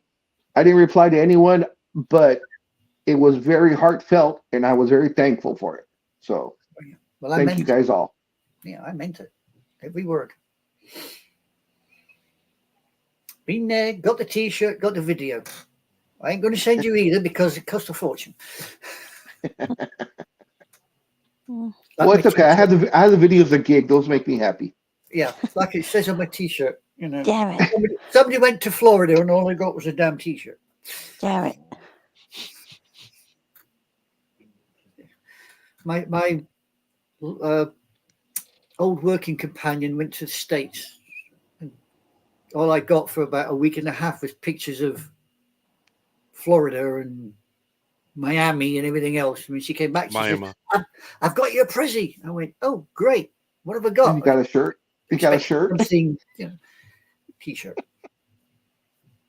But hey, it does the job. I have been unfortunately insular over the last few days, and Last few days, man. when Last few I years. have been in the office whining about my lot in life, I try to make jokes about it. When I found out that I just saw your post, Big Dog, and I'm sorry. I missed the post. I called you, Yeah. and I guess you heard the message. That's how naive I had no idea. That's fine. I didn't know. I didn't comment. I was I'm deaf, Big Dog. I know, and that's why I posted what? What? The comments by everyone, I thought it was actually kind of funny. You did, Thomas did one, and a few other people have sent me messages too, and I've been inundated with memes. So I apologize, Big Dog. I was bummed, but I thought it was kind of funny. Look, I was bummed because when you know something and then it's like, it's like, damn it, it's bad. And what blew me away was the extent of the numbers that I saw, and it was made very clear to me where the damage is, how the damage is. So I was like, oh man. So I think one of the first calls I made was to the Big Dog, but he didn't answer, and I'm like, well, I'm deaf. And I think I was loud on the call deliberately on Big Dog on the voicemail, more so than normal, right? So, It was about right. but I didn't know about your post, so I'm sorry. My That's fine. voicemail There's to you no was, need to apologize. yeah, dude. It was stupid of me because I was being, stupid talking about me. Well, it I'm wasn't the same deaf. day. I'm deaf. It wasn't the same day, so it's all right. Yeah, well, this was on Thursday. When did you post? I don't remember what day it was. All Whatever right. the Well, I'm date sorry. says. I'm sorry. I genuinely did not see your post, Big Dog. I'm sorry. Well, you're not on social media, so unless you're posting, dinner pictures Well, I was on. or, I was on or social breakfast media. pictures. No, I was on Or ear. TikTok. That's only when he pole dances in his Daisy Dukes and boots. I don't have the boots. Them I boots was were gonna made for say, walking. I was worried because I thought you were about to say you don't have the butt for the Daisy Dukes. I don't have a lot of stuff. But notice of all the three things that was mentioned, the Daisy Dukes, the pole dancing, and the boots, I don't have boots. That's why I was surprised no one jumped in on that one. Well, it's Because because it we already. irks me to no end when Big Dog says, "Oh, his Daisy Dukes." I'm like, it's like the Reds. It's like he. Well, Big Dog tries we already know 3 you have. years. We already know you have the Daisy Duke with a little frilly fringe on it. So Whatever. No, I don't. But it irks me to know. And Big Dog, for years, he tries something, and he sees like a recognition of mhm. me not liking it. He's like, I got something. Well, I don't see know what where the hell the I Daisy haven't told you is for your birthday, or your anniversary for Christmas, whichever comes first. Gig is bedazzling your Daisy Dukes. I'm sorry, Yes. she's bedazzling. I heard something about that before. Oh, What? I'm actually going to see it come to fruition now. Oh, Big Dog, Right. you posted your post on the 15th of May. oh, Okay. yeah. And I officially went deaf on the 16th. That's why You just double checked. Did it on the 15th, my man. I was worried because I knew I had all these. Oh man, I have something on the 20th that I have to. It's going to be a Zoom meeting for another evaluation. Yeah, on Monday, and it's crazy. I had to do a test. Okay, I don't know where it is at the moment, but the paperwork that I fill out was about half an inch. It's crazy. It was stupid, and it's funny because I had to scan it back to the doctor, but they said you can't use a pen. You have to use pencil. but I'm scanning it back. it's it's not going to determine whether it's ink or pencil, but whatever. So I I, did it in pencil yesterday, like an idiot. I won't comment on how easily Scorekeeper knew what a half inch was, but that's neither here nor there. We're going. I'm surprised any man knows what half an inch is, because 9 times out of 10 they go, that's 6 inches. So hey, Folks, what the hell? You know what, folks? Size 12. I thank God for it. That's it. Size 12. 13 wide for me. And God bless you, big dog. Like I said, I'm not worried. Now it is funny that whenever someone does something, or someone that I know gets very frustrated, and angry, like when I'm a passenger and someone cuts them off, it's dude, look, the only reason why they're doing it is because they have no control over their life. They're nothing in life, and for a short minute, they are actually in control. They're either mandilones or they're winkies. Like the kid that drives by with the noisemakers on his vehicle. Those are small winkies. They are compensating because they are. Everyone who has a big car that makes noise, small winkies, because they're unhappy in life. So I get it. It's all right.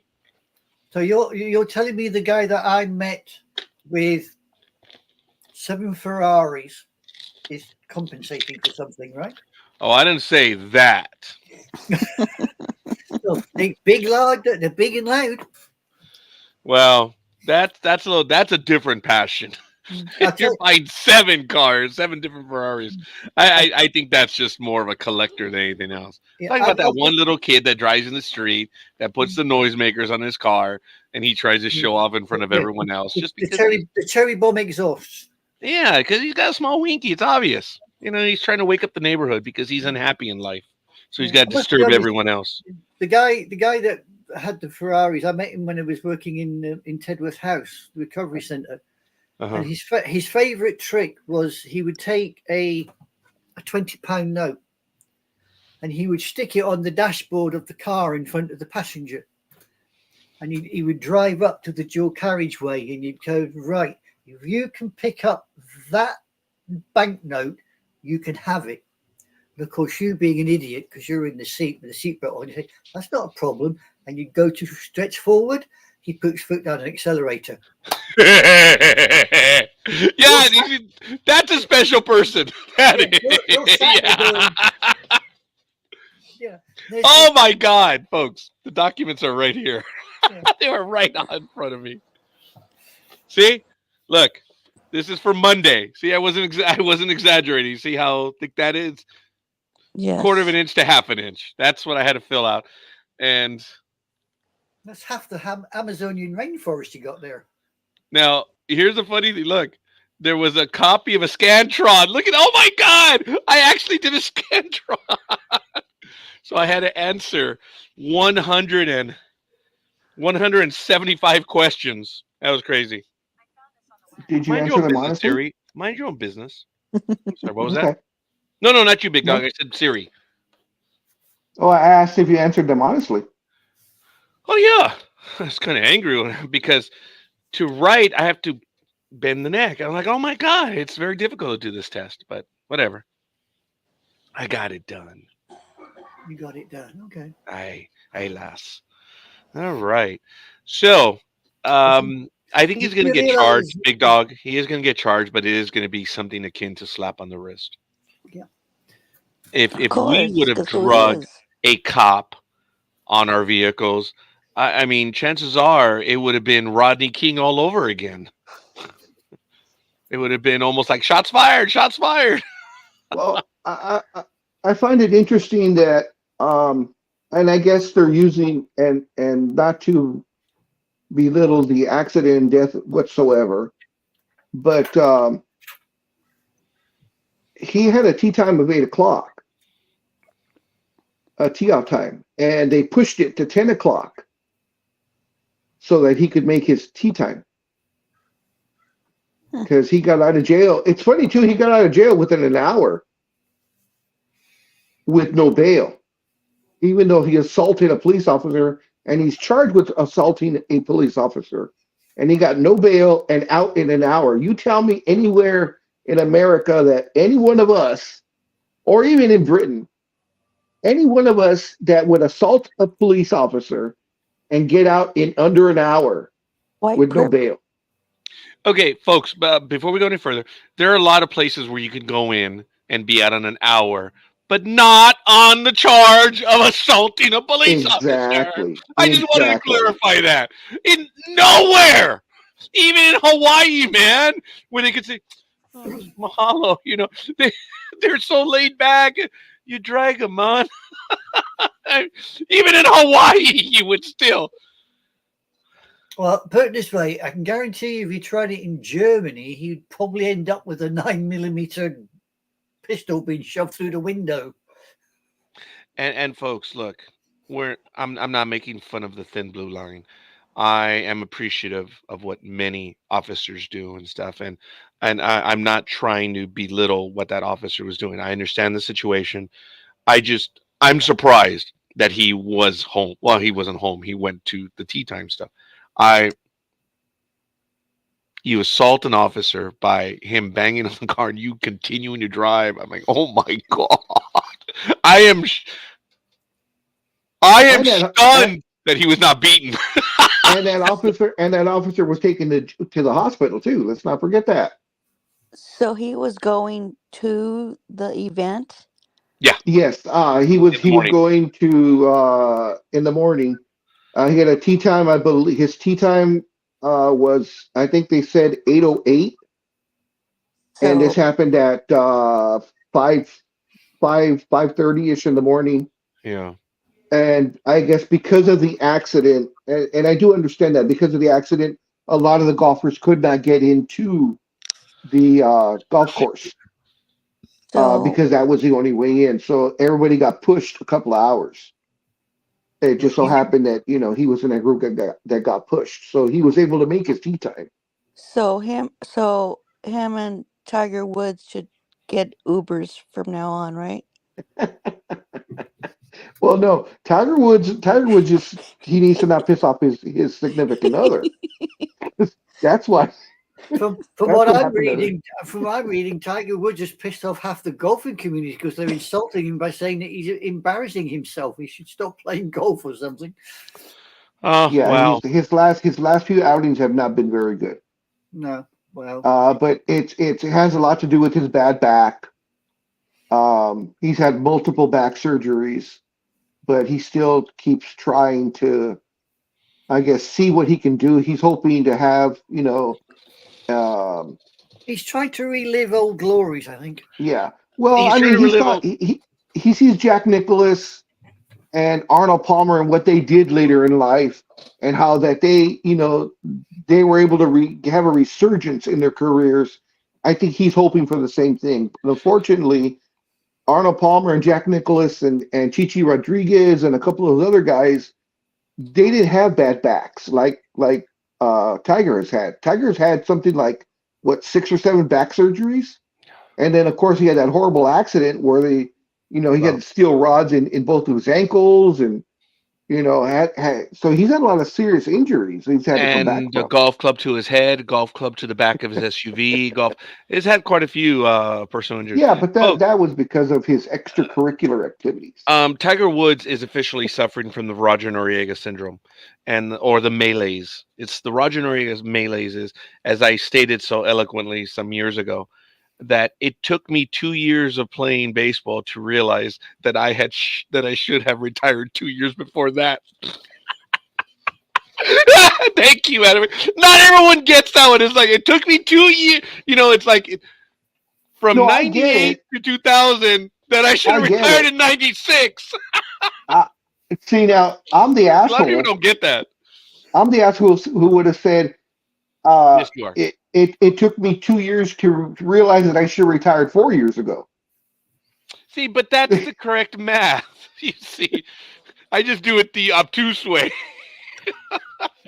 Which you're very good at, dear sir. I'll give you And that. I thank you. That's why I think it's more of a joke. It took me to realize that I should have retired 2 years before that. Oh my God. So he's suffering from that Rogers syndrome. But folks, the only thing I would say in Tiger Woods' defense is he did things that no one else did. I, That's such I'm a young age. wondering. I'm wondering if maybe some of his endorsements are tied into X amount of tournaments that he has to be in.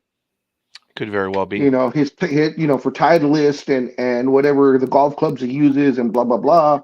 You know, maybe he has to actually be in a tournament to get, the bonus or something. Big dog, it could be that too. Sorry, anime girl. No, I was going to say, I mean, with what he's done and everything else, I'm damn sure that there's got to be a TV company or a sports program out there that would really like to get hold of him Pornhub. as a presenter for golfing occasions. Because let's be honest, the guy is extremely knowledgeable when it comes to the game of golf. He is, but he comes across very bland. He's got We had a snooker player over here called Davis, and he was called Mr. Plain because that he was about as engaging as a skin off a rice pudding. He really just didn't like do that. anything. That was a good one. I like that. Yeah, he just didn't do a damn thing for you. But knowledge-wise, he was there. I suppose Tiger's the same. Yeah, I wouldn't put Tiger Woods in, like, say, the Bill Belichick, tier of blandness, but because I've seen other videos where he's out just like with the guys, and he shows off, and he's very engaging with them. But I don't know, it seems like whenever he does interviews, he gets very monotone.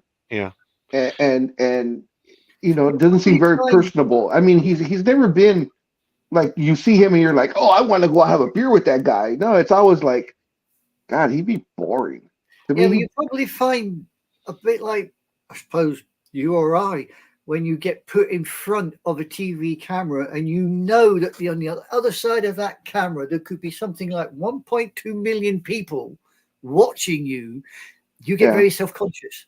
So you well, it's like, we get those numbers here at Sports Talk with the guys, and we're okay with it.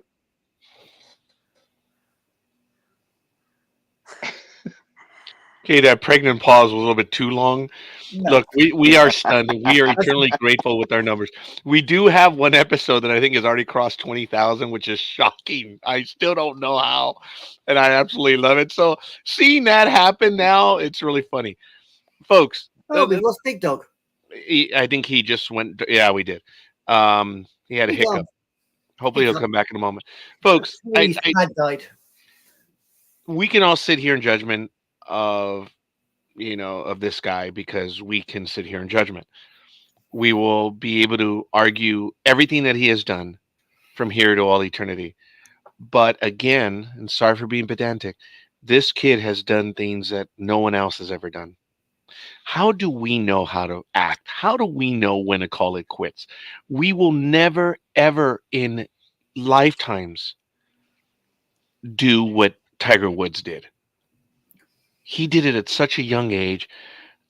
My theme for Tiger Woods is, and I thank you. Yeah, really? So again, the theme for Tiger Woods is, no one has done what he has done in every which way, but I'm talking about the golf course. So who are we to judge? And we are going to judge, as I mentioned when Big Dog was gone, and because that's our job here. That's what we're going to do. We're going to sit here in judgment. But no one has done what this kid did at such a young age. He's going to be done when he's going to be done, and then we're all going to measure. And people who come behind him, which will probably never attain what he has attained, is always going to be measured. Yeah. No one has done what he has done. But there will always be somebody who wants to take a side swipe at him. Always. Is that code for Sports Talk with the guys? Yeah. I mean, he wasn't a butt of our jokes, but yeah, we kind of mess with Tiger from time to time, huh, Big Dog? Well, I mean, he did it to himself, so. Yeah, so it was we were obligated. Yeah, of course we were.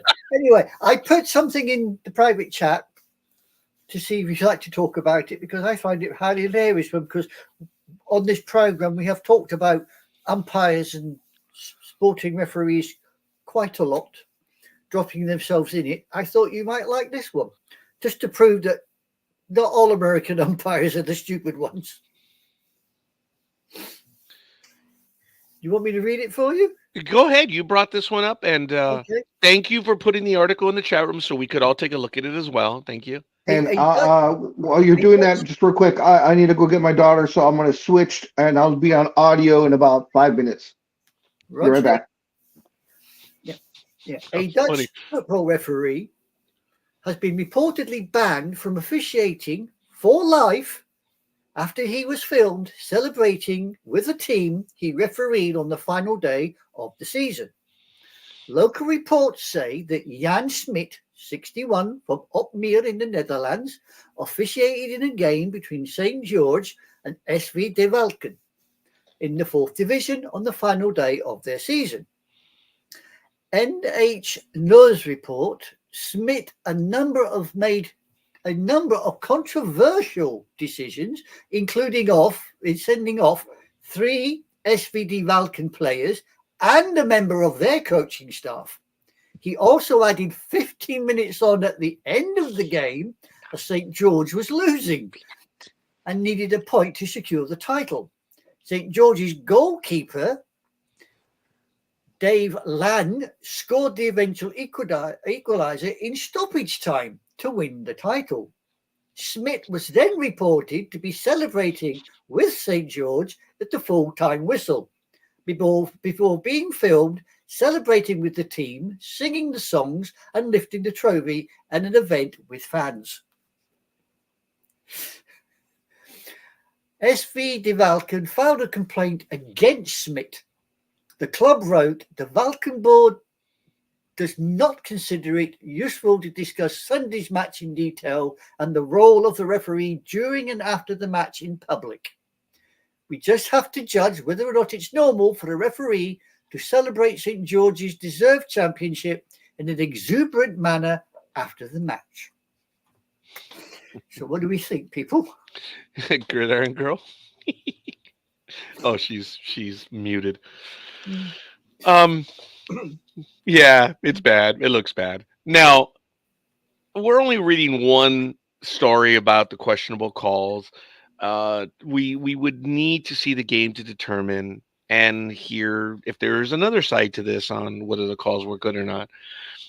But I'm going to take it at face value right now. This is just on this one article right here. Yeah, it looks bad. Bad. Whether he made the questionable calls or not, he's a referee, and then he is celebrating. Was his kid playing in the game? Did he have a family member? Did he go to that city, that school? Did he grow up there?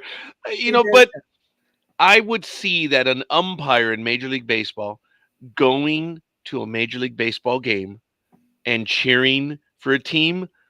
Oh yeah, baby. Yeah, yeah.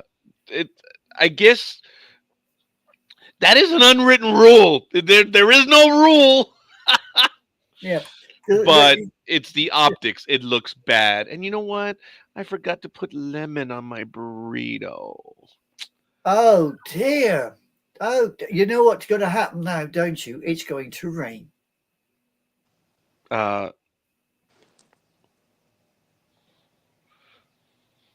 Okay. Thank you for that, girl.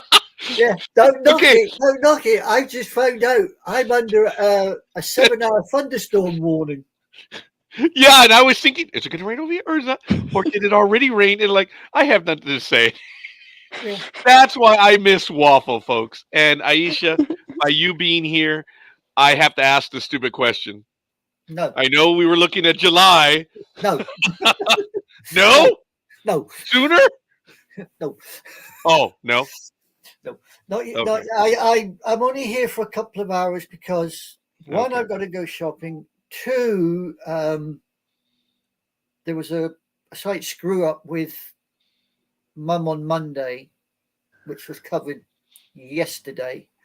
So I am attempting to take my mental spirit and boost it.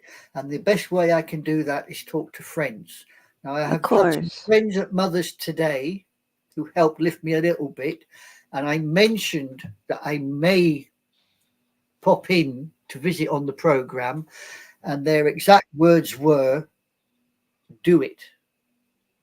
Do something you haven't done in some time. Go ahead and do it." So I thought, well, fine, I will pop in for a couple of hours and then scoot off.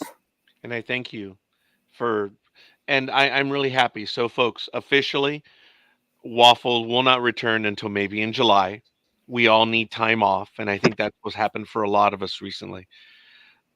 Folks, it's NDB Media has been on air we're in our 16th year. It has been a serious commitment by many people. There is no money in this endeavor, none whatsoever. I find it humorous when people comment about that. There is none. We do this because, number one, we have a common passion. Let's be real. We have a common passion on whatever it is we're talking about. And the second thing is the company that we keep, which I think is the most priceless, because I come up with different topics and I get a chance to meet with other people. Like June 6th, I have a tiny admission to make. The colonial, as I like saying the colonial that I am. We're going to do a special on the Battle of Midway, because the Battle of Midway goes from June 4th to June 7th. And then we were doing our look at history. We're like, you moron, June 6th is D-Day. I know, but I'm doing Midway.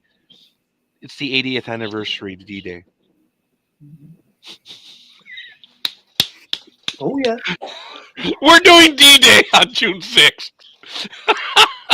I can't believe even I missed. I mean, I should have known the calendar. So, but I didn't miss it. I didn't miss it, but I didn't want to interfere because you already had said that you were doing Midway. But now we are going to be doing Midway. Elizabeth will be joining. Bob Nessoff, folks. Bob Nessoff is also coming back to the network. As you know, he was on Blog Talk Radio, and now he came on over here. And he's going to be doing a new program called The Jet Setter. It was Travel Talk Radio, but now it's The Jet Setter. And that one's going to debut on June 26th. It's a Wednesday program. It's at 7 p.m. Eastern Time, 4 p.m. Pacific. And, folks, look up Bob Nessoff. I mean, it's like, look up Dan Schlossberg. They're on NDB Media. It's like, oh my God. It's like, I have been privileged, and I don't brag about them enough, but then I don't brag about them because I think the same of all of my co-hosts. But other people are like, oh my God, you've got so many. Pay attention. But I love all of my co-hosts. That's why. Can I ask a really You just did. You just did.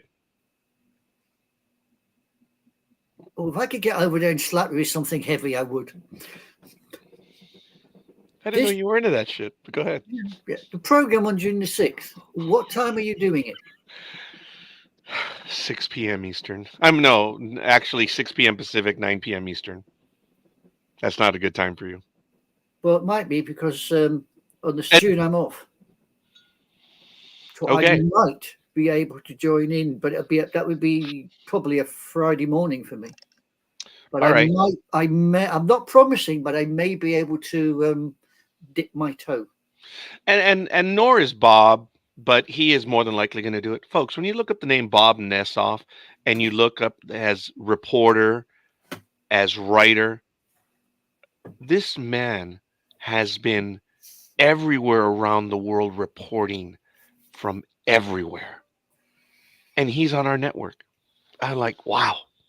And he does the Jet Setter. Talk about travel, Broadway and stuff. It's great. But he's going to be joining our programs more. As I mentioned, Dan Schlossberg is going to be joining our professionals on June 5th. I'm looking forward to those. The real the real people are going to be joining the other programs, which is really kind of cool. And I'm really looking forward to that. Big Dog, you're back. I'm sorry. You've been back for a few minutes already. No problem. Just been listening. Thank you, sir. Yes. Yeah. So the first week in June, Yeah. I've managed because we've got a bank holiday next weekend. So I've managed to get those 3 days off sort of the last week in May, and I've also managed to we get 5 days off, what they call compassionate, because my mum passed, and I've taken that in the first week of June. How many days did you get compassionate? Is it 3 or 5? 5. Yeah. A lot of places get 5 in the United States. Few get 3 unless we travel 500 miles or 1,500 miles, and then we'll get 5 days. Well, But we only get 3. Well, technically we're owned by an American company called KBR. KBR? Yeah. Aren't they a subsidiary of Halliburton? I don't know, but we are owned by KBR. Okay. Oh, I recognize that. But then, folks, I read a lot of money stuff, so I'm probably wrong. I recognize KBR. That's it. Yeah. We're owned by KBR, and they are an American company. Okay, fair enough. Because All right. they Well, yeah. They work with NASA as well. Yeah. Okay. Yeah, that's why I may be familiar with them for those reasons. Anyway, folks, Big Dog, you missed what Aisha had posted. Long story short, the link is still in the chat. You probably don't see it, but a football referee, this is in Europe, was banned after celebrating title with the team he officiated. The article was okay. In the game prior, or in the weeks prior, there were 3 questionable calls. He extended the game in stoppage time over 15 minutes when the team was trailing or tied, which he eventually went to a game when they won, and he was caught celebrating, not in a referee uniform, and he was even holding up the championship trophy, dude. I just thought it was funny. The Big Dog's first reaction was he laughed. Yeah, see, so it's not just American refs that do stupid things. It's, we over here in Europe are quite capable of doing idiotic things ourselves. Big Dog, what would happen? Go ahead. So, well, I was gonna say. So when does he get his championship check and his championship ring? Oh, that's funny. That's funny. I didn't think about that. When does he get his shares because the team won? Well, he's been suspended for life, Big Dog. He's done. This is not a Steve Howe suspension. This is a suspended for life. He's 61. He's done. And wow, that is funny, man. Has he been a ref for a while? Yeah, he's been a ref for quite a number of years, yeah. But he ain't getting no more refereeing. He's in Holland, actually. Comes from Holland. Wow, I didn't realize in that game he issued 4 red cards. Yeah. He said 3. Wow, He said that's 3 a lot. Yeah, he said 3 of the opposing players off, plus a member of the management team off in that game. Wow. So the opposing side it's 11 players per side in a European football soccer match. He took 3 off and one of the management team and extended the game by 15 minutes because St. George's was losing. He says, I wasn't partying with the players at all. I just sang a song and held up the bowl once. That's the only thing. I find it too sad for words that KNVB is removing me for that reason. It's laughable. KNVB has not done any research and watched only 1 video. I assume the whistling is now over, but I will no longer get on my knees like I did 2 years ago. Okay, I don't know what that has to do with that, but I did say, Aisha, I said, well, I'm only going by this one article, remember? Yeah. Where it said there were 3 questionable calls. I'm like, okay, I'm going to go on that. This guy is saying, I've never had my refereeing questioned. Okay, now you guys are slamming me for 1 game. Come on. And I think that's legitimate because there is no answer. It doesn't sound like it was 1 game. It sounds like it was 3 or 4 games. For what? His questionable calls. Oh, well, when I said that he gave out the 4 red cards, that was in 1 game. No, I know that, but didn't he extend the game in 2 other ones? No, it Unquestionable was the stuff. one game. No, it was one game for the But very same team that he was celebrating with later. He extended that game. There were allegedly 3 questionable calls in that game, and he extended the stoppage time, which either they were tied. Yeah, I guess they were tied. And 15 minutes is a lot of stoppage time, huh? I mean, yeah, girl, I it mean, is. It isn't a football match. You got yeah, to. that is, man. It's a hell of a lot. That's Plus, 1/3 of the period. yeah, I mean, it's 45 minutes per half. Yeah. So, plus he said he's not on his knees like he was 2 years ago. So that means 2 years ago, this guy was probably in a very similar position. Hmm. Okay. You Well, don't want to be doing. I mean, you don't want to be doing that. It's kind of silly. yeah. You don't want to be playing silly buggers, especially with the Dutch. The Dutch don't appreciate their soccer being played with.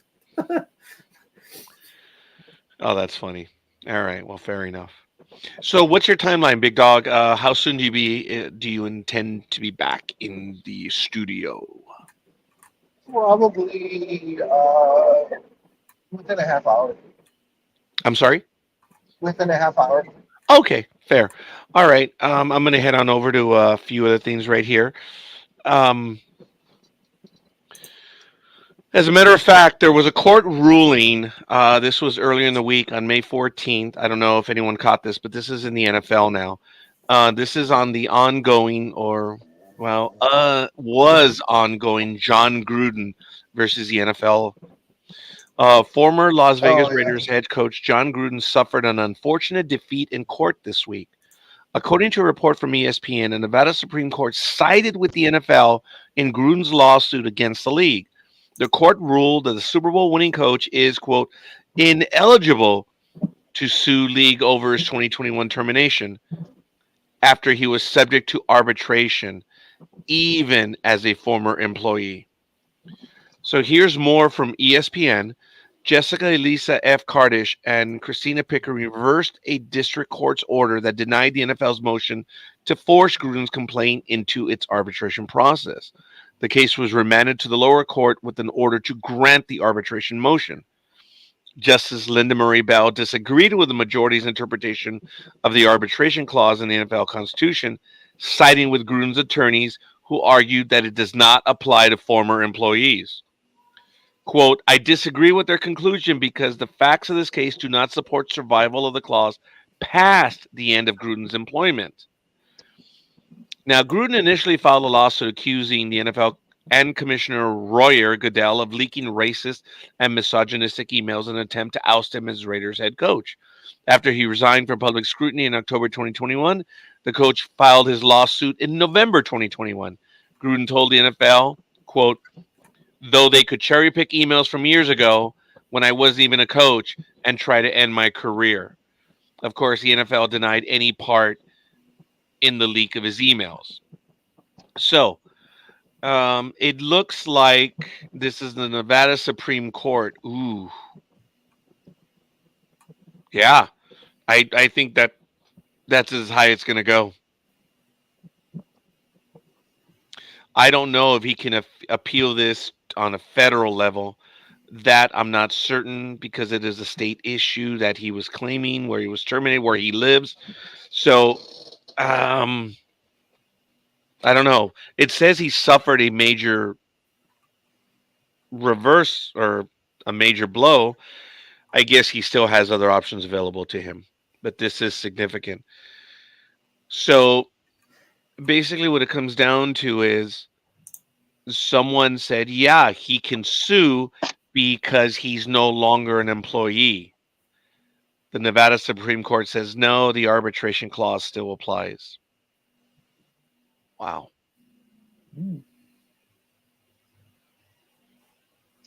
That's interesting. I think I like the fact that he's not denying saying those things. He's just denying. He's just mad that it came out in public. Oh, yeah. Yeah. So, I mean, he said them.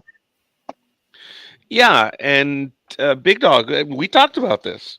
Mhm. The whole thing was that he said these before he was a Raiders coach and before he was an ESPN analyst and all that stuff. And that was his contention. Hey, this goes way back, man. I'm like, well, yeah. I admit you're gonna find stupid emails from me, but you're not gonna find hate-filled emails. And his were, I believe, right, Big Dog? They were misogynist Yeah. and they were racist as well, right? Yeah. I If I remember believe. correctly, they were racist. Yeah. And folks, we're going by memory here. Forgive me. I know we just read the little article right now. It's not meant to. We're not trying to make up things right here. It's just it was bad. I'm surprised that, but I haven't read the arbitration clause in the NFL Constitution, so I'd have to see that. So, if I were to get in trouble from my former workplace, oh, I made fun of the engineers all the time, huh, Gridiron Girl? Yes. Yeah, I mean, come on. I mean, I would tell. See, but here's the thing, folks. When I made fun of them, I was describing what happened. I never made stuff up. Gridiron Girl knows this. That if something happened, yes, there was always a bit of it. I would add to the story, right? But there was always a kernel of truth in it. But of course. But I mean, that's the way Scorekeeper operates. And I even had a division secretary one time. I'd posted something on Facebook, and they're like, "Oh my God, Roger, I was there. I saw that. I thought you were always making up the stories." And I was there when that happened. And I'm like, I don't make the stuff up. That's the point. Whenever I would write on Facebook, this just happened. It's because it just happened. And I couldn't let that pass up. So I would get in trouble for making fun of them, but that's about it. Those engineers are worthless anyway. I mean, come on, it speaks for itself. I mean, come on, man. You spend It's all this okay. money to go to school to change the world, and what do? Nothing. Nothing. So anyway. Oh, I'm sorry. Who was yawning? Was that Big Dog or Gridiron Girl? It wasn't me. Oh, sorry, Big Dog. Big Dog tired of me going off on them because it's like it was so easy. And all I would do was just, this is what happened today. And people just couldn't believe it. I'm like, yes.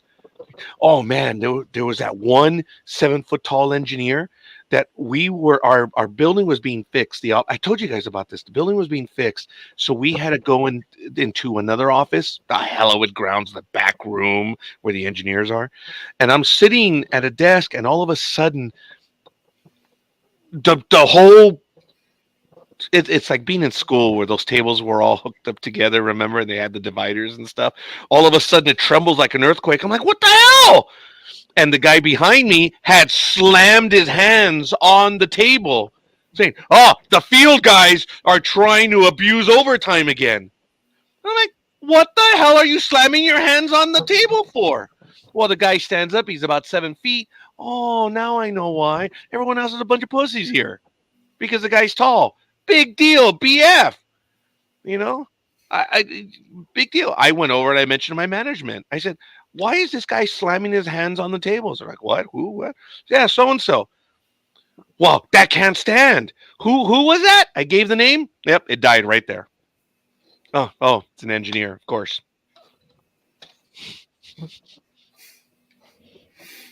Instantly died. It's impossible. Impossible. It'll never happen.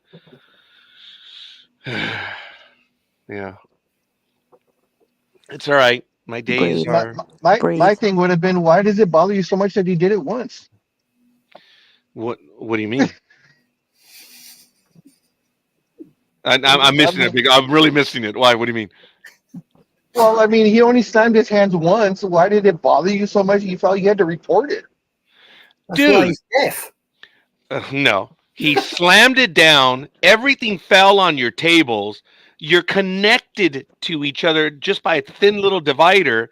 And he's yelling that people are doing something like, what the hell is this? This is allegedly the educated elite. I had a student worker that was sitting there with me. I'm like, we have to deal with this animal? But Oh, What? come on, But Raj. remember, He they did have it no common once. I mean, sense. it'd be one thing if he's doing it every day, 4 times a day. Actually, he was doing it all the time, and that's See, why. you didn't mention that. Well, You said he did it once, so that's why I'm saying if he I did was. it continuously, then now I understand. Oh boy! Oh boy! What? Oh, I'm not gonna say anything else. I'm just like, think about how that was said. What? Mm-hmm. I don't know what you're talking. Was that a Exactly. comment or something? No, Or? no, no, no, no, no, no, no, no, It no. wasn't me. It's all right. We're Wasn't gonna go me. ahead and move on, dude. He's obviously not communing with the grass today, is he? No. Okay, folks. I'm gonna write something in the chat room in the private chat. Don't repeat it. That's why the reaction. Again. That's that's all I'm gonna say. We're not gonna continue with this, but Knows you so well, does he? no, it's just there's the comment in the private chat. All right, maybe Jason will be able to join us a little bit, but I understand he is doing his health and fitness stuff. The point is, folks, when you have to deal with this stuff, it's like, come on, man. I mean, what? It's like whatever. But anyway, we're gonna go ahead and go on. But hey, if it woke up Jason, I'm all right with it. So the whole thing with John Gruden, sorry, went way out of control on that one. Look, it is what it is. I'm really stunned that he had that reversal. We'll see what options are available to him. I'm going to look into it a little bit more. I think he's going to have to take it to a federal level because, unfortunately, folks, a lot of people still don't realize this. We're talking about labor law.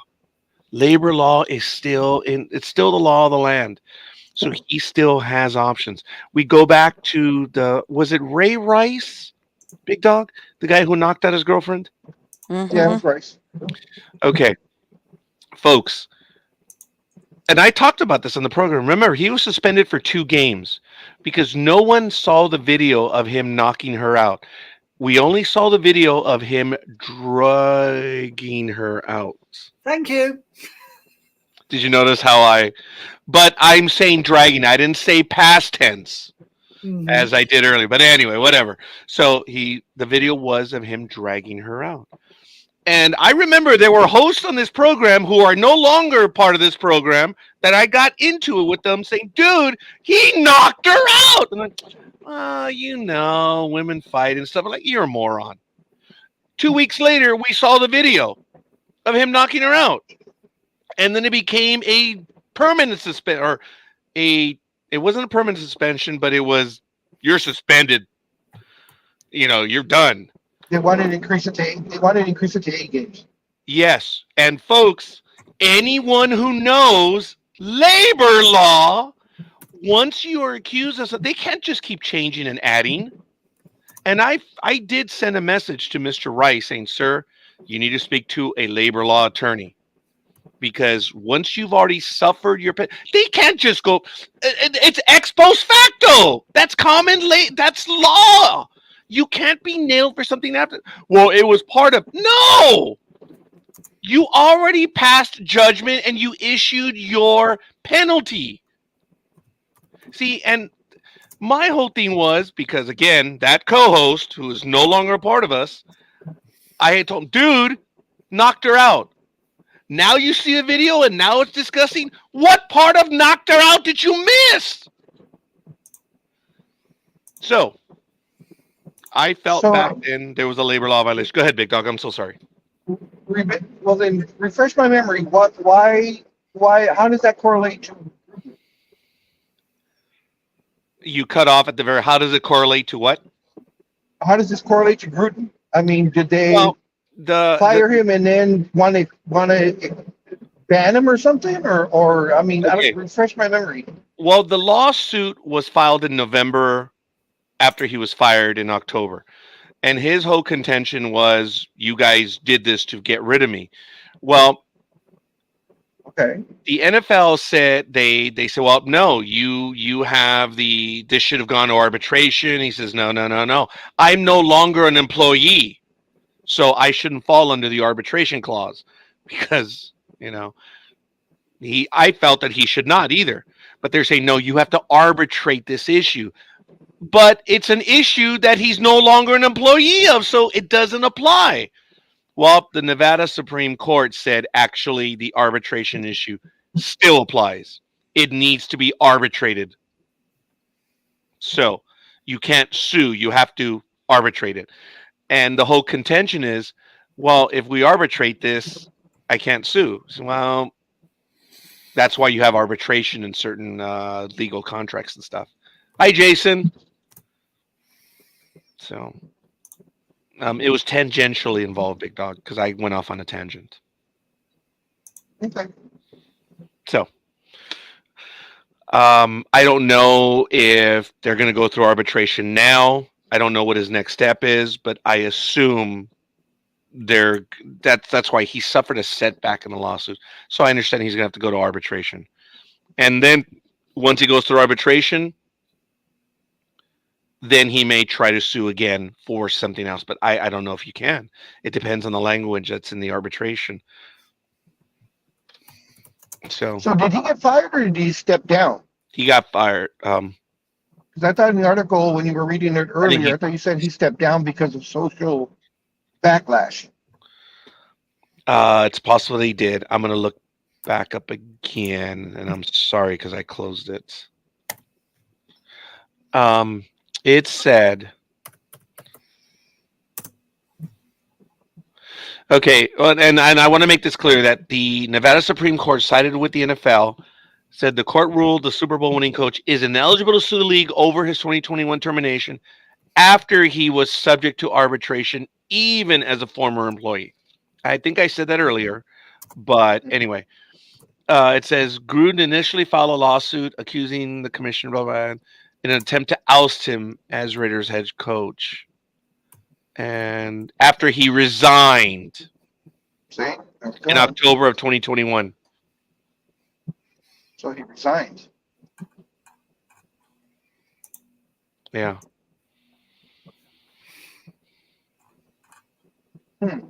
So if he resigned, what's he suing for? I mean, well, it was his choice to step down. Yeah, but his whole contention was that the NFL let these old emails out because they were trying to get rid of them. That was his contention always. That which I understand, but the fact is he stepped down. If it was truly, what his thinking was is that, they let these out so that they could fire me, then I would have made them fire me. Why give them the easy out? Because now that's going to be their backup saying, well, we never fired you. You left. Okay. Now, maybe I'm just stupid in the fact that I don't know the labor laws and stuff, but I mean, if you quit, why are you suing? Well, he quit. If we go by the story, he quit because the NFL made it such a hostile environment that he had no other option, that he had to step down. That's what the argument was back then, if I'm not mistaken. Now, I jumbled the issue here, but the majority's interpretation of the arbitration clause in the NFL sided with the NFL, but they sent it back to a lower court with an order to grant the arbitration motion. So the NFL is saying that this needs to go through arbitration. So that's why he suffered a major setback. So he says, you can't sue, you got to go through arbitration. So that's what's going to happen at this point. Hi, Jason. Are you going to join us? On, Jason. I'll send Jason a message, even though it's on the NDB Media main page. He's taking his pictures of his feet for his OnlyFans account. Is that what he does? Mm-hmm. That makes his money. Oh dear. On Fridays he goes and gets his pedicure, And then on Saturdays, he goes out in the morning and takes pictures of his feet in the grass, depending on what people ask for. Oh, it says he's not available on Messenger. He probably blocked me. Wow. That's because he made fun of engineers one too many times. He got Yes. But I've he hurt always his said feelings. Jason is Jason. You hurt his toesies. Whatever. Whatever. All right. It's all right. So anyway, it's 8:25 a.m. It is Sports Talk with the Guys. 8:26 a.m. Pacific Time. Sports Talk with the Guys, home of the Monday Morning Quarterbacks on Saturday. Thank you for joining us. Today is May 18th, and Memorial Day weekend is 2 weeks away. Gridiron Girl, what are your plans for Memorial Day weekend? Because I believe there's a bank holiday that the Token Brit will be talking about shortly, if not already spoke about. What are you doing, Gridiron Girl? Are you going east? You going out to the desert? I will be going to Laughlin. Laughlin. What you gonna be doing over there, woman? Gambling. I'll be on the boat. On the boat? She's gonna be in one of the casinos watching Thunder from Down Under. You'll be bobbing along in the crest of a wave. Do you stay in the boat or do you get into the Colorado River as well? Yes, I do. Both. Oh, good for you. What, in the river? It's the Colorado River, Laughlin. Yes. Laughlin is on the Nevada side. Then you have Bullhead City on the other side, which I think is so funny. I wish I would have bought that postcard. I told Big Dog about it. And when you're in What? Bullhead, there's that one little tourist shop, and they had a postcard, Bullhead City. It had these 5 donkeys tied up at one of those hitching posts for horses, but they were donkeys, and they said city council meeting. True. I thought that True. was funny. I thought that was hilarious. Oh my goodness. Yeah. So, how many days are you going to be out there for? The full weekend? Yeah, maybe 5 days. So, when you go out there, young lady, do you go 15 and 40? Or do you go 15 all the way up and maybe come back down on the 95? What do you do? 40. Get off of Golf Road sometimes, and that'll connect to the 95. Yeah. Or go straight past State Searchlight, River Run. There's a few ways to go, Yeah. depending how the person that's driving it, where he wants to go. Okay, which Oh, route do you Are take? you a passenger princess? Big Dog? Yes, I'm a passenger. No, that's not what he said. Oh, I didn't hear. I didn't. Thank That was you. me. Big Dog? What? What did you ask her? I asked her if she was a passenger princess. Oh. Did you really? Did you really? Oh, Yeah, I did. notice on the Yes, I did. passengers. Yep. And passenger princess. Did you really go there, Big Dog? Did you really go there? I always try and go there with her. Yeah, well, I think Big Dog thinks he's living the dream. I am. more like the. I didn't say anything. Anywho, Your wife finds out you'll be living the nightmare, I'm telling you. Oh, maybe Big Dog. Maybe that's the one that's haunting me right here. Anime girl. Yes. Big Dog's a widower. And Well aware of this. Oh, okay. I'm sorry. So then she is haunting me. Okay. Yeah. Yeah. That's what I mean. If wife finds out, you'll be living the nightmare. Because normally, if they're living, you can get rid of them. They're in the spirit world. You screwed, man, because there ain't no way you're going to get rid of them. Yeah. There was a night about 2 weeks ago that I was talking to Michael Day, not Michael. I forget who I was talking to. Me. But oh my God, it was you, huh? And it was in the middle of the day. Yeah. Okay, Animaker, do you want to share? You saw the shadow too, right? You Yeah, saw it walk in. Over by the door there. Yeah. Oh my You God. Yeah, you went about milk bottle white when it happened too, because you didn't know what the hell was going down. Because you had that noise as well, didn't we? It walked in. It was in the afternoon. It was on 2 or 3 in the afternoon. We were doing a video chat, and because you looked as well,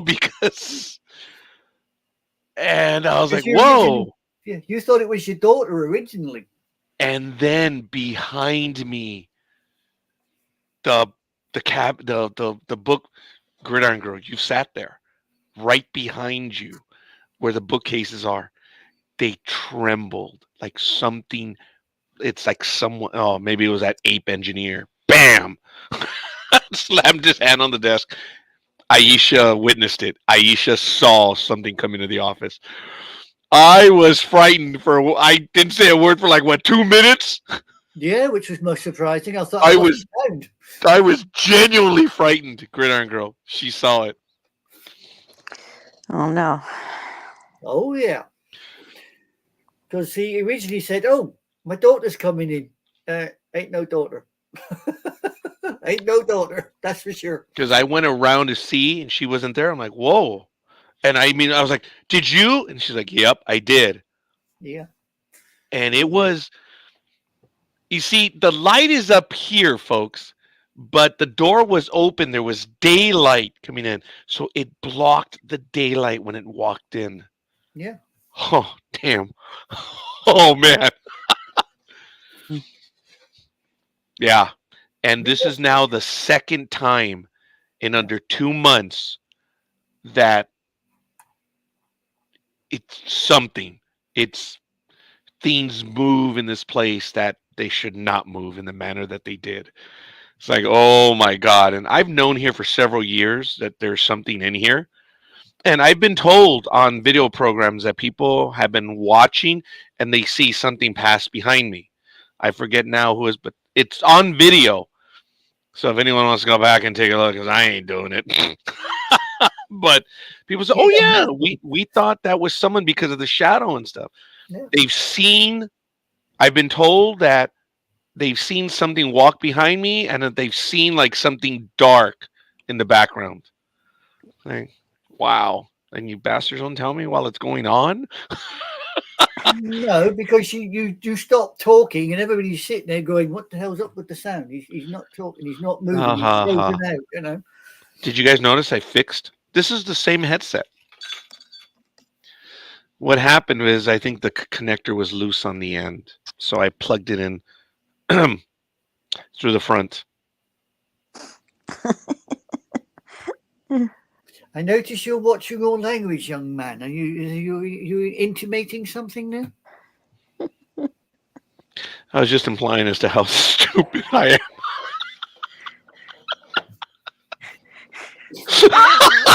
There's no other way. I miss this. I miss being on with all of you. Yeah, see, you got to plug it in. You got to plug it in the right hole. Because if you don't plug it in the right damn hole, you're in a whole heap of trouble. Especially if you get a backfire.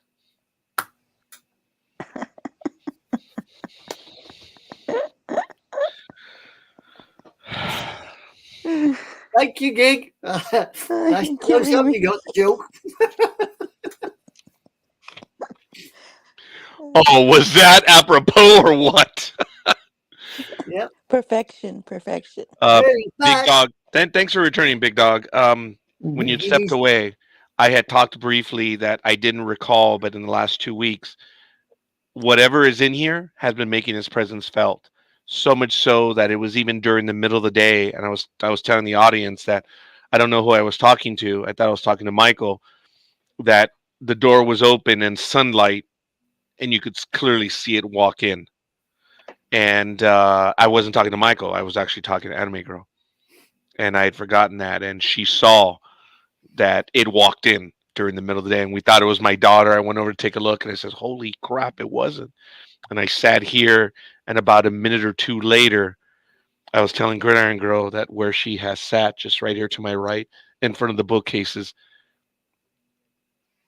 it's like it hit something that caused them to like sharp break. And it wasn't these over to my left; it was over there. And I didn't talk for 2 minutes, huh, Anime Girl? No. I was genuinely frightened. There was something in here. There clearly was. Yeah, I thought my sound had gone on my email, my internet had gone because he just sat there and there was no movement, no sound, and I'm thinking, Rog, and I'm moving my mouse and trying, and all of a sudden what? And I was frightened. It was crazy because it's the first time it happened during the day. So there's What are you nothing there, big checking dog. for, You're big dog? okay. What's that? What are you checking for? Oh, seeing what my daughter was doing. Oh, I see. She in the kitchen. See, Mhm. his visitors are real. Yeah, no. I no. What he's checking for, you see, is daughter's in the kitchen making food. So he is trying to psychically tell her, make him something so he can chew it when he's finished here with us. That's pretty good. Yes, after the show. Yeah, unlike a certain other person who shall remain nameless, Mr. Noriega. See, if I was scorekeeper and that had happened to me, I would have told that person to, start cleaning up or doing something. Don't just stand there. Don't make No, noise. knowing you, big dog, you would have said Foxtrot Oscar. All kidding aside, it was real, folks, because it's like I say, usually you can see it walk in front of the light that's right here, but no, this was on the sunlight, and it caused like the room to get dark for a moment because someone blocked it. Folks, it's a regular sized door. The shadow darkened so much so that we both looked. She looked because she just saw it, and I looked because I said, "Oh, my daughter came over to visit." And nope, like wow, that was crazy. So I So don't why don't you know. talk to it? Are you I kidding? already have one in the house. I don't need to talk to another one. There's one problem with that. It's all well and good you sit there and go, hi, talk to me, and get silence. But when you go, hi, talk to me, and then something comes back and goes, yeah, I'm watching you, a whole different ball game. You suddenly have this requiring a change of underwear moment. Do you know, Anime Girl? If you can tell me the day that we had that conversation, I could look back and check my. I could tell you exactly when it happened because I know my heart rate had lost. If you could tell me that, I could check my heart rate. I can't make that up. Oh my god! It just dawned on me. I could tell you exactly when it happened. I think it was on or around the 8th of May. Because On the eight- we were dealing with my new permissions that I got. on the 8th of May, huh?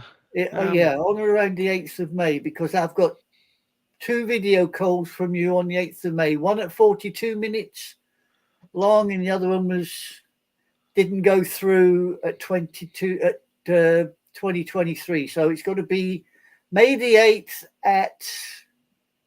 May the 8th. It had to be May the 8th.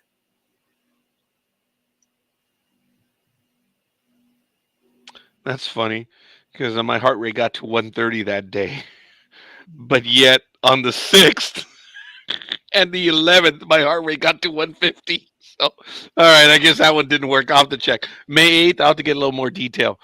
But 2 days before, my heart rate was higher, so I'll go figure. Yeah, it's got to be May the 8th because that's when you. Yeah, yeah. The only other one before that would be May the 3rd. No, I was dead on that day. No, we had a video call for 53 minutes on May the 3rd. On the May the 8th, we had a video call for 42 minutes. So it's got to be May the 8th. Yeah. My heart rate got to 129 that day.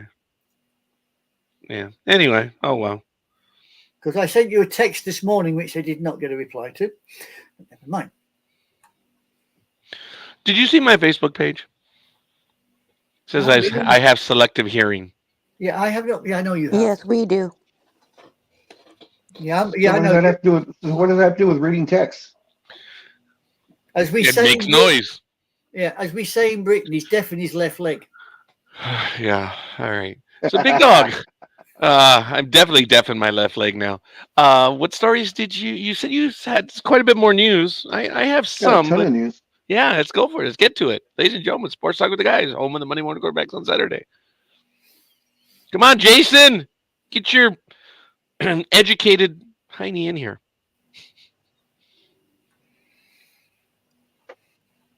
Well, I have more news on Rashid Rice. The man, I guess, wants to be drummed out of the NFL. Why? What's he done now? So this was on May 7th. Okay. Kansas City wide receiver Rashid Rice is a suspect in an alleged assault that injured a man in a Dallas nightclub earlier that week.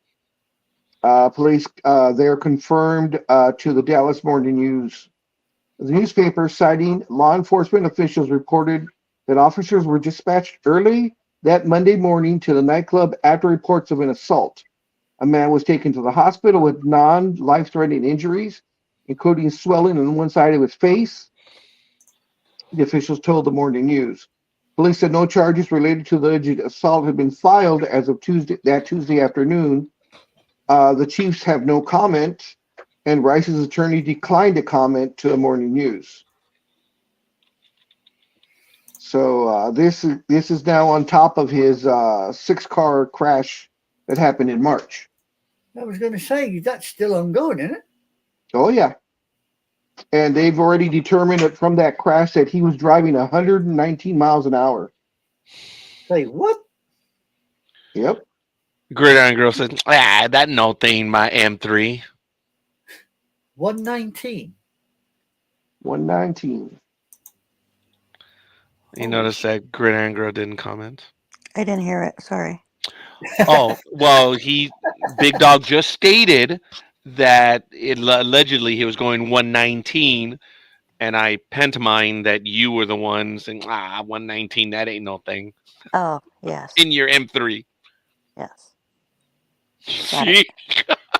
Providing the engine doesn't blow up. No. No, not an M3. Oh, they That's do not over here. BMW. That's why the police no longer use them, because the engines keep blowing up and the gearboxes keep. You know, Big Dog, a few days ago. Oh, go ahead. No, I was just gonna It's Rashid Rice. to let Anime Girl know. So 119 miles an hour. So that's 191 and a half kilometers per mile, or whatever, kilometers per whatever. Yeah, kilometers per hour. Kilometers per mile. It's actually kind of funny because of the way it could be.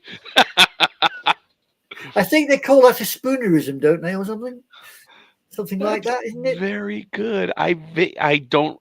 It's a word I recognize, but I don't remember the meaning. A spoonerism. It probably. Yeah. Scorekeeper's a pro at spooning, so that's why he kind of recognized it. If only. Anyway, In Vegas. Not going there. I know, I already did. God. the hell's the matter with you, Gridiron Girl? Why did you have to bring that up? It just popped up. Oh, just popped up. That's usually what we That's say. what I said. Yeah, the actress said to the bishop. That's what she Did you said. see the two kids right there? We both said that one. There was another article related to related. You like that one, Anime Girl?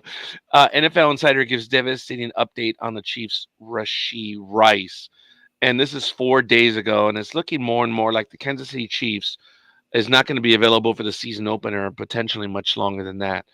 ESPN's Adam Schefter has provided an update on the Chiefs and Battle Stars, stating that Kansas City is bracing for a multi-game suspension. You didn't mention that in your article, right? That there's been no update on that. No, but this was last week, though. Rice is under investigation for his role in a 6-car accident in Texas back in March. The 24-year-old, and this is what he said, was allegedly driving a Lamborghini and reached speeds of 119 before crashing his car with 5 other vehicles, and Rice then fled the scene. See, if he would have stayed there, it genuinely changes everything. He's a bonehead. He's a bonehead. He's a stupid man-child. But you own up to what you do. You And he certainly didn't. don't flee. You certainly don't flee an scene of an accident, because all that proves is you did something wrong. Yeah. In no uncertain terms. I mean, you flee the accident scene, you are the one that's instantly in the wrong because you're running away. You man up to things and it's a lot better for you. But he took off. So, Mhm. screw the fact of rookie season, whatever, blah blah blah, um,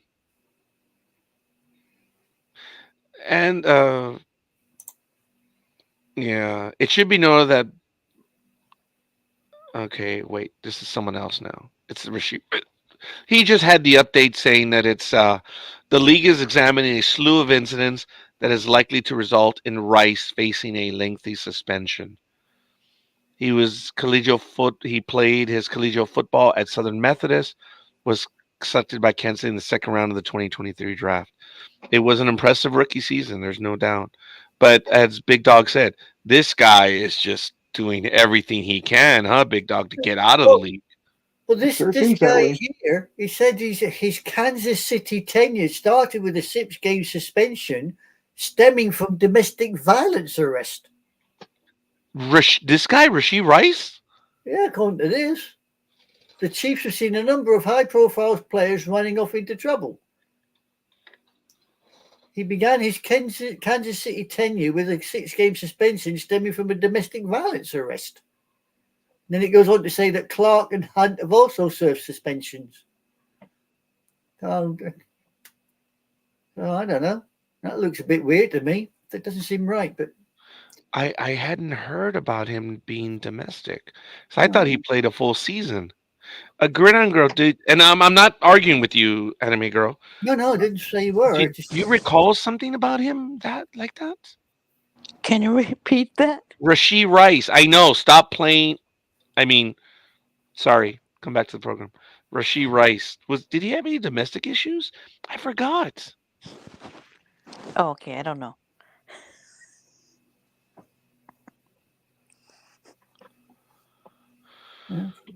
Crickets. Yeah. I don't have anything for domestic violence. Now, are you What thinking Rashid coming Rice? up? What keeps coming up is Ray Rice. Yeah. they might have got it hiccuped on this And that's the guy I was talking about earlier. But folks, Ray Rice, as we know, did nothing in college, did nothing after he knocked out his fiance. That was it. And I remember we spent a lot of time talking about this on the Ray Rice thing, that he had been a perfect citizen up until then. And that's really why he only got a 2-game suspension. Folks, he was a marquee running back. It's the only thing he ever did in his life, that he knocked out his fiance. That's caught on camera. Well, what do you mean by that, Gridiron Girl? Well, usually, you know, if they've done that on camera, there has been other times that are not caught on camera. So he that's not his first time. I don't think it's his first time being abusive to. Are you talking about Ray? Yes, Ray Rice. Okay. I think you're generalizing, but Gridiron Girl, I can't. I'm gonna argue with you on. Look, I get it. Right. You probably know more than I do when it comes to relationships and stuff. So I get that, and I'm sorry. No Being worries. female, it's different from male. The whole thing about Ray Rice was there were no whispers. No one ever said anything about him. He actually was a good citizen in the world and in football. That's really why he only got 2 games. Hmm. But then we found the video of Inside the Elevator, Mm-hmm. which was released like 2 weeks after, that. So, and even the wife said, "Look, well, she's still married him. They're still married." And she had Well, yeah, said she's that, afraid to leave him. Okay. Well, all right. Um, Sorry. no, it's okay. I'm not gonna argue. I can because I don't know those types of relationships. I can't say anything. I don't know anything. I am when it comes to it, ladies and gentlemen. I guess I was the luckiest guy in the world. She never tried to hit me. I never tried to hit her. There's nothing. I've never had a relationship with someone where I actually fought with someone and you actually threw punches and slaps stuff. I don't know what that is. So I'm ignorant.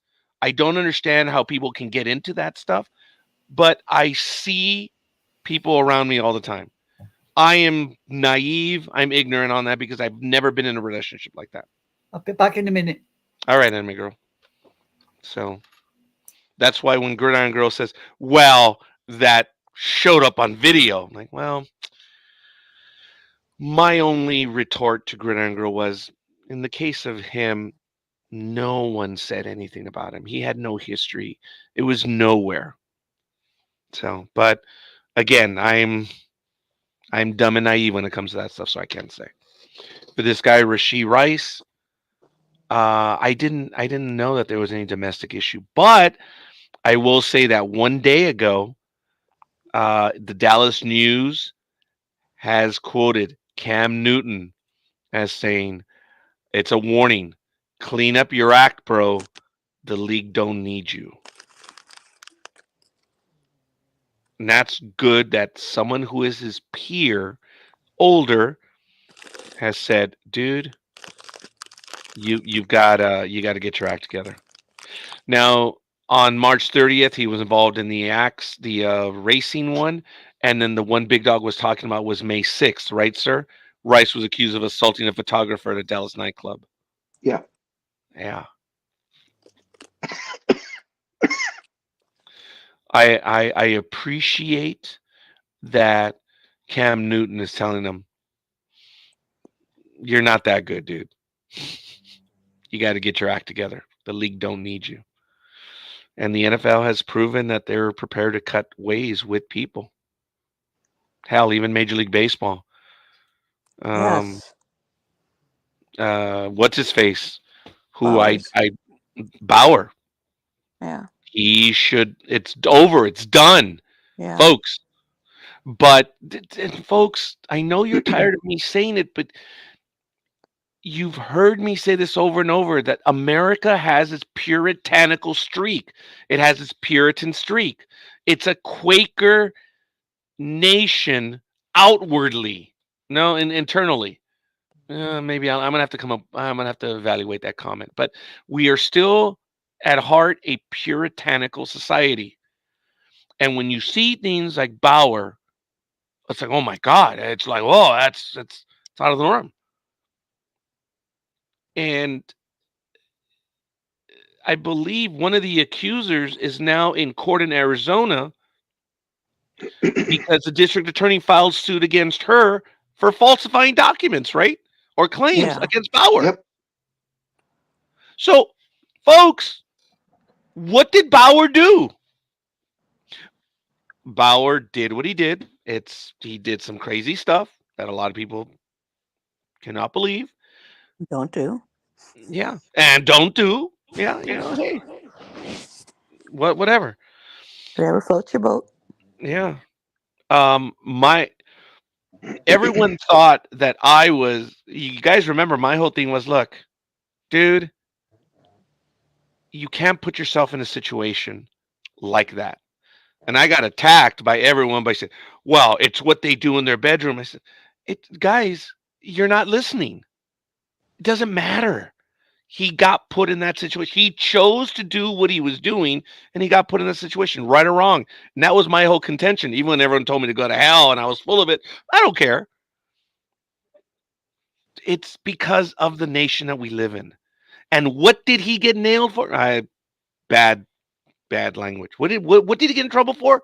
Because he did some things that were so out of the norm for many people. He was you're done. You beat the girls, you strangle them, you do all this stuff. You're a bad dude. That's the way he likes to play.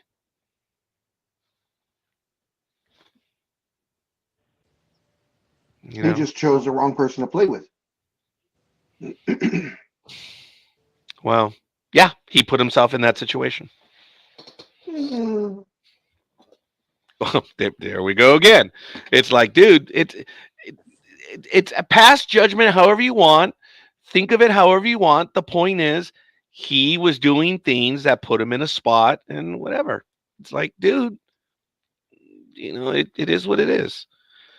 And what happened? The outcry was of his lifestyle.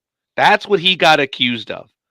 And when the Yeah. district attorneys never charged him, remember, it took the longest time for them to bring charges. And as a matter of fact, they never charged him. And now he's going after all of them to get his name back. And the sad thing is, he's actually gotten his name back. But the image and impression everyone has of him is, see, but with Bauer, there's more baggage than that. We were no Bauer fans. We knew who Bauer was prior to all this. Little punk. He's always saying stupid things, always trying to put it to the man. It's the way he is. So, see, I didn't like Bauer because in his interviews, his whole thing was, you don't understand. It's me. I've got to get mine now. I'm like, what are you talking about? He's like, I'm only going to be a player for this long. I got to get mine now. It's not about being a teammate. It's not about I have to do what I have to do for me. I'm like, oh, okay. All right, punk. And he said that like 3-4 years in several interviews prior. I didn't like Bauer. But what happened to him here in Los Angeles? Come on, baseball. Come on. If someone deserves another chance, it's Bauer. I mean, what did he do? He liked it rough. Right, big From dog? my understanding, his wherever he's pitching at, he's doing very, very well. I think he's right here. Is he right here in Tijuana? I believe so. Yeah. It's like his numbers are like 0. I'm Yeah. exaggerating, but they're like 0. Didn't they have a preseason or a preseason game against the Yankees? 2 preseason games where he pitched. But bear in mind, he did play against major league people. These were like the guys trying out. It was spring training. He did not play against any hardcore major leaguers, but these were guys that were trying out for the team. So yes. But the point is, he went 6 innings and gave up diddly. So Yep. It still counts. Spring training game. So I am no fan of Bauer. None. I never will be. But folks, this is the American story, man. He got knocked down. He deserves. Bauer deserves another chance because I believe he's earned it. He's a dick. How many dicks do we have in baseball today? Come on, man. Come on. But it's that puritanical streak that the United States has. It's hypocritical. It's beyond hypocritical. But that's the way the U.S. It's folks. We've talked about this over the years. The United States, when it comes to bedroom stuff, it's almost schizophrenic. It's schizo, and I'm sorry to schizophrenic people. I'm actually insulting them, comparing them with the rest of the United States.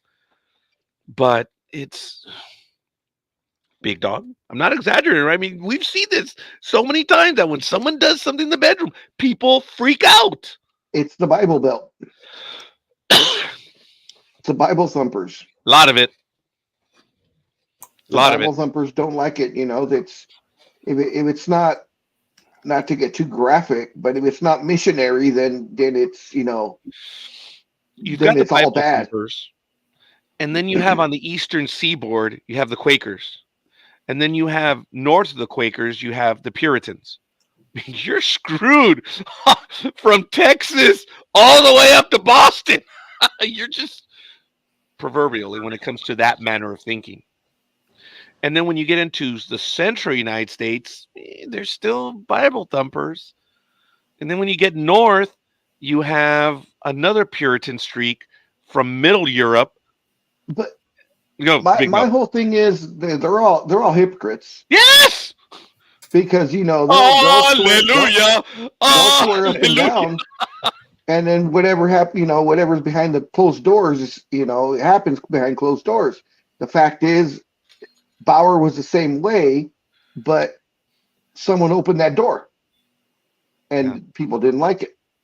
See, and apparently, remember the proof. What disgusted a lot of people was that she had the bags under her eyes, and I think she had the bruises, right? Yeah. But they found another picture on her phone that showed her right next to him while he was asleep. Yeah, with no bruises or whatsoever, and it came out later that her friend is the one that gave her the bruises so that she could do the lawsuit. Yes. Okay, I'm going to open the door right now. There's a little creak, so the temperature's changing. So before I get something stupid, I'll be right back.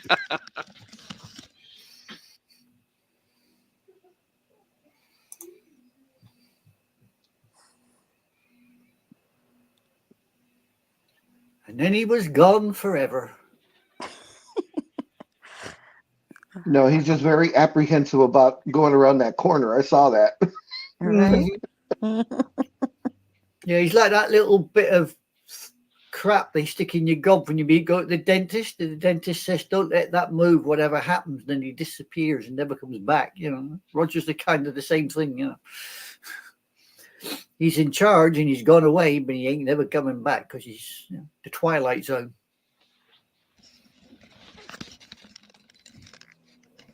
Do you feel better now? You happy now? What are you talking about? You You saw went how round that- apprehensive you were going around that corner. Yeah, you went We round all that saw it. corner Oh, you and you're saw back that? in the- Yeah. We all saw that. It wasn't so much walk round the corner, it was walk up to the corner, look round, yeah, it's all right, then wander around, hands in my pockets, looking cool, about as cool as a chili pepper, and I'm sorry. I can't make that up. I'm so sorry. yeah, we saw that. We all saw The second you did it, I commented on it. I said, "Look how apprehensive he was going around that corner." Yeah. I just wish I could have been on the other side of that door, around the corner, jump out and go, boo!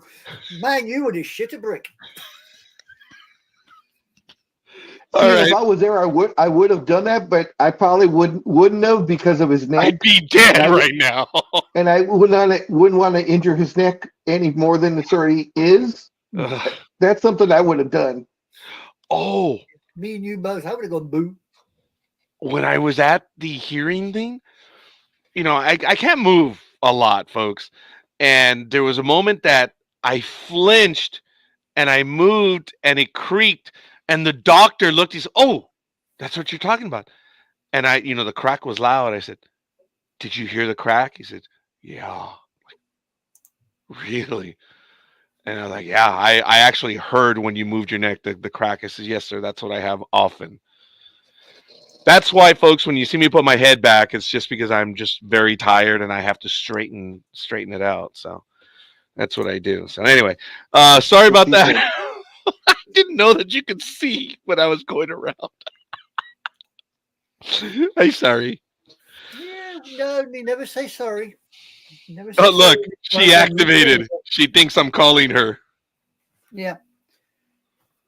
Oh, You don't say Siri. sorry on this program. You keep telling me that. Yeah. All right. Fair enough. I'm sure you have quite a bit more, Big Dog, because I only had the thing. And for Major League Baseball, I had some information on the bankruptcy stuff. And now, I think you caught this, Big Dog, and you probably did as well, Gridiron Girl. That disgraced former NBA ref, Tim Donaghy, or is it Donaghy? What is it? The ref Donaghy. Donaghy, Donaghy. quote, Shohei Otani absolutely knew about the interpreter's gambling addiction. Said, okay, if he did Shohei Otani break baseball's rules? If you, no, I don't believe. Look, I do my best not to rush to judgment. I take him at his word. There is no proof that Donahue? Shohei Otani was batting. That's gambling. Oh, Otani. Okay, I'm sorry. Yeah. I thought you meant you took Donahue at his word. I'm like, No. it Donahue could is saying, it could be thundering outside, and he could come out and into my home soaking wet and tell me that it's raining outside, and I wouldn't believe him. yeah, he was a dirty ref. Yeah, there's no doubt. And when you look back, there's tons and tons of video of Big Dog. Isn't he the Oh one yeah, that got into that? I guess he got pushed or something, or someone threw the ball at him. He came like right back at the player. It was him, right? probably. I Yeah. mean, you know, he's he's a disgraced referee that now is an ESPN analyst. And it's funny when they're doing What? the games and He's an they ES. go, yeah, and when they go either ESPN or TNT, when they go to the replay booth, Donahue is the guy they talk to and said, "What do you see? What do you see, Mister Donahue? What's your ruling on it?" And I'm thinking, why the hell are they asking him? If I would have been in the office on that team, I would have said either. I said, "And what's your opinion on this? Pick 'em or a $2 exacta?" Now I'd be mumbling that in the control room. Oh my god! I didn't know that he was the one. Oh my goodness! But all right, Mhm. whatever.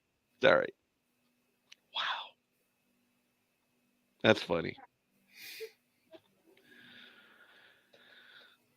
What do you think of Mister Ronel Blanco being suspended for 10 games? This is the baseball guy, right? Yes, sir. He plays for the Assholes. He was suspended because he had a foreign substance on his glove and Yeah, has been suspended for 10 games without pay. and that's about right. Yes.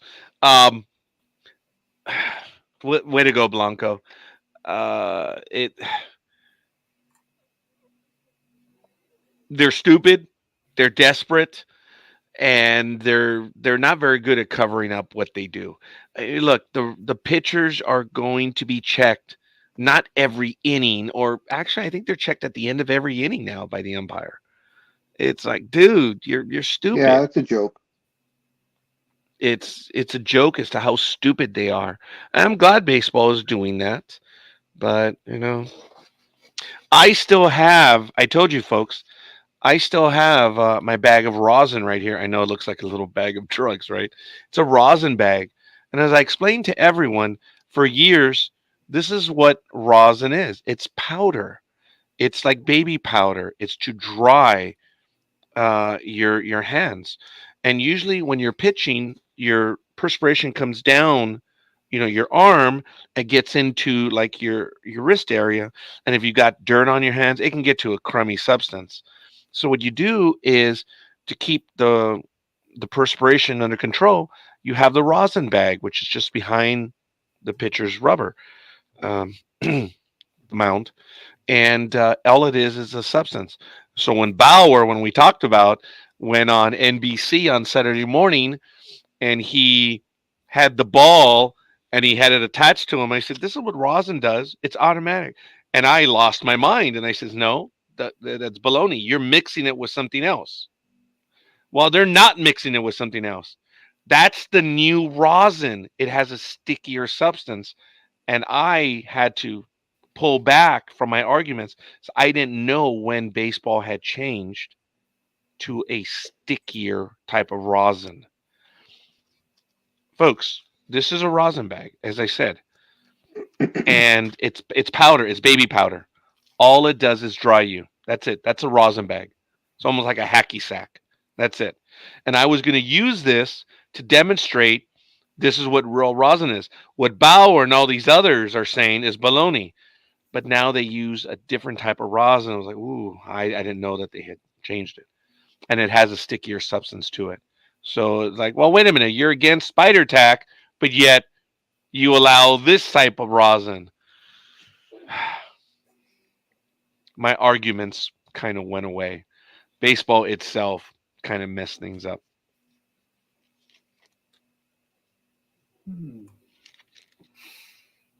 So, as far as that guy, dude, look, when I played in sports in high school and then semi-pro stuff, I could always tell the cheaters. It's not that hard. Because to prove a point, someone when I was in high school said, "Dude, you can't cheat. The umpires are too good." I said, "Oh, come on, I'll cheat right now." I went out to pitch in a game, and I did. I got the substance on my fingers, so I had it in my back pocket. Because when you get set, or well, before you get set, you walk around, you do your stuff. You've got the ball here, but you do it in such a way that number one, the umpire's looking at you. So you've got your gloves. So you've got to keep moving your gloves so the attention is on your glove.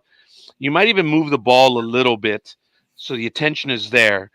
So you've got the ball in here. You go back here real quick. There it is. I got it. Got it on my fingers. And I go right to the ball. And there it is. And again, the substance that you put on the ball is for a better grip so you can do more with the ball. It's not for protection that I'm throwing a wild pitch and I need to get a better grip. That's bullshit. It always has been, always will be. They say that so they can use the grip. But you get the sticky substance so you can put your fingers usually on the seams and you can flick it better. You can snap it off better. What catchers would do is they would, on their catcher's gear, they would sharpen up their equipment to help out their pitchers, and they would what they call scuffing up the ball, where you would cut somewhere, usually where the pitcher likes it, and you cut it in there. Well, again, when the pitcher gets it, in the fraction of the moment that he's got in his glove, he's doing this with his fingernails. He's cutting it more so he can get a better grip. It's all about getting a better grip. The better grip allows you to do more. This whole thing that they need this substance so that they're not wild, baloney. It's so that you can do more with the pitch. Safety my ass. Dude, if they were wild, they'd never let them pitch. So, I sure as hell don't know how I got on that one, so I'm sorry. Sorry for the boring baseball lesson, folks. Hey, sorry. But that is my passion in baseball. And it doesn't matter now, anyways. Like the old days, like you said, the catcher would scuff up the ball, and the pitchers would try and scuff it up because they get a new ball every pitch, every single pitch. And that is stupid because if I remember correctly, they said they go through 5 to 6 dozen balls per game. Actually, Big Dog, I think it's even more than that. I would be surprised. Folks, any pitcher that knows how to pitch, and I'm not saying that I do, but any pitcher wants to be able to play with the ball a little bit. He's got to scuff it. He wants that ball for a little while. And also, he wants to dab it a little bit and darken it so you can't see it well. This whole thing of, oh, it touched the ground, throw it away.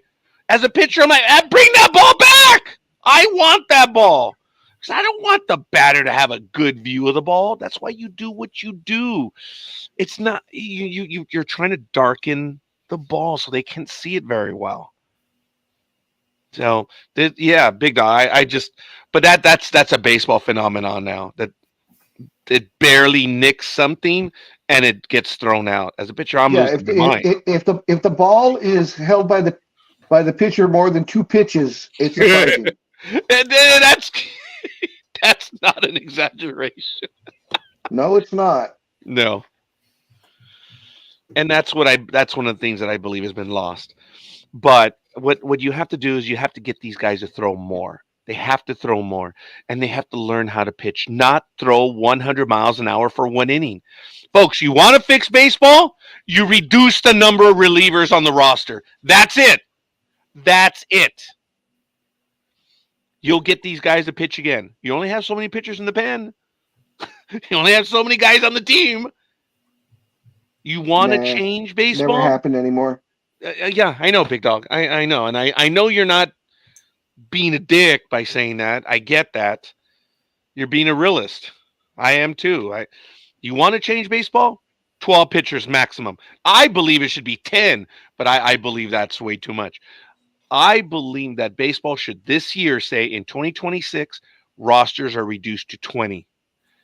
And then in 2030 or 2028, you're down to 11 pitchers. And then by 2030, that's it. 10 pitchers. And you'll have a much more better balanced game. And you'll get kids. It's disgusting when you see these kids are playing ball, that the pitchers are going so many, and then you're bringing a reliever in. Well, what are you doing? Big Dog, how many minor league games have we been to, and how many times have we seen a minor leaguer go 5 innings? Very few times. Big Dog, I would even argue with you that we haven't. Maybe 10 years ago. Oh yeah, but now we're lucky we see more than 3 innings. I lose my mind when they take out a pitcher. What are you doing? It's crazy. It's just absolutely crazy. Oh. Anyway, sorry, folks. Reduce the number of pitchers on the roster. That's it. If you have an injury, you could petition from baseball and say, sir, we have a pitching injury. We need to go up to 11 while the injury is out. And then max 12. That's it. Max. It's no more, no less. I know that you should have the ability, if that's the way the game has gone. No. When you have 15 relievers on your roster, dude, come on, cut it out. I know, do the math, right, Big Dog? It doesn't work. 15 relievers. Well, I could see 15 pitchers where you have 5 starters and 10 relievers. Yeah. That's why I said, no, do the math. It doesn't work. I know. It's just a lot more fun to say when you have 15 relievers. Because you have 15 relievers now. Because of the opener. The pitcher that goes 1 inning. So what's the roster right now? 28? I thought that's for the All-Star. I thought it was 26. Very good question. It could be 26. I don't know. Major League. Hey, Gridiron Girl, what is it? What? Oh, for the love of God. How many players are on the roster? Right? You've got 40 men, but how many active for the games? What sport are we talking about? Baseball, woman. How many? Gosh, damn. That's damn funny. Again, this is real. How many players can you have on the roster for each game? Is it 26 now, or is it 28? I have no idea. For my grandson's team, it's like 10. 40? Oh. Coffee, where are you? Yeah. Where's coffee?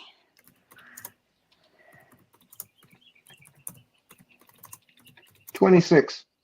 Yeah, okay, it is 26. Yep, there it is, 26-man roster. See, you knew it. Yeah.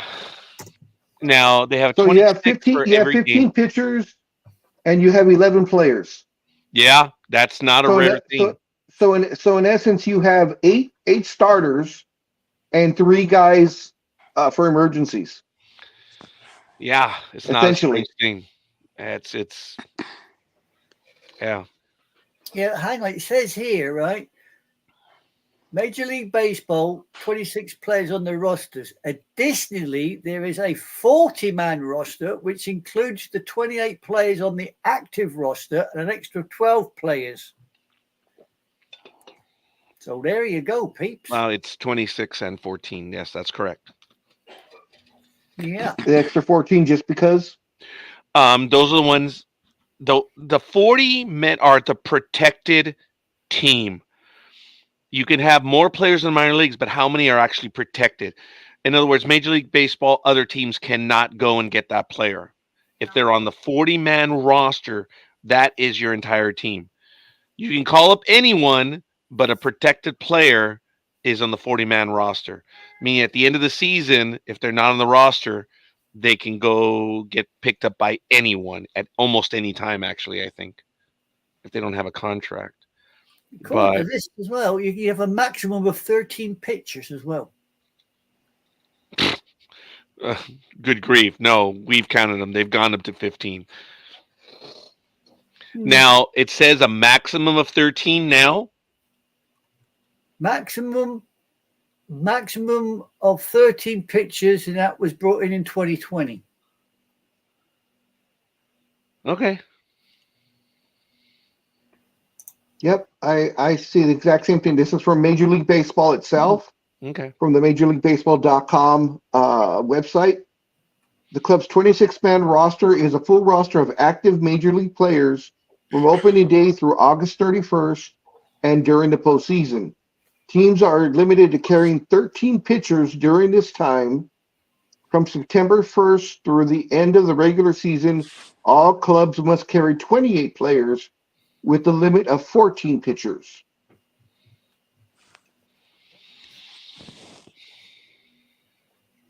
There you go. Thank you, Gridiron Girl. What are you What thanking did me Gridiron Girl for? do? I was just thanking her just to see if she would come in and Yeah, say, you saw me go close my mic. That's what. I saw you close your mic. Yes. Mm-hmm. Okay. There was going to be a dirty joke, but I'll be nice. I find that hard to believe. The next question on my lips would be why? Yeah, it's like what? You suffering some moment of piety or charity? As my as one of our co-hosts would say, tell me why. I can't do it as good as him, but there you go. Where is Matt Alvarez? Where is I don't know, because he's posting like crazy on Instagram right now. For about the last 15 minutes, he's been posting reels. Well, So he is active. Yeah, we got no Matt, we got no Almighty, we got no Mootown Girl. I mean, you know, and we got no special. Where's the special? He ain't here. Oh, I did speak to him. He mentioned that that he wouldn't be able to make it today. Why? He's working. He was on 2 weeks on, 2 weeks off, stuff like that. Well, he hasn't been 2 weeks on here. We weren't on last week. 2 months.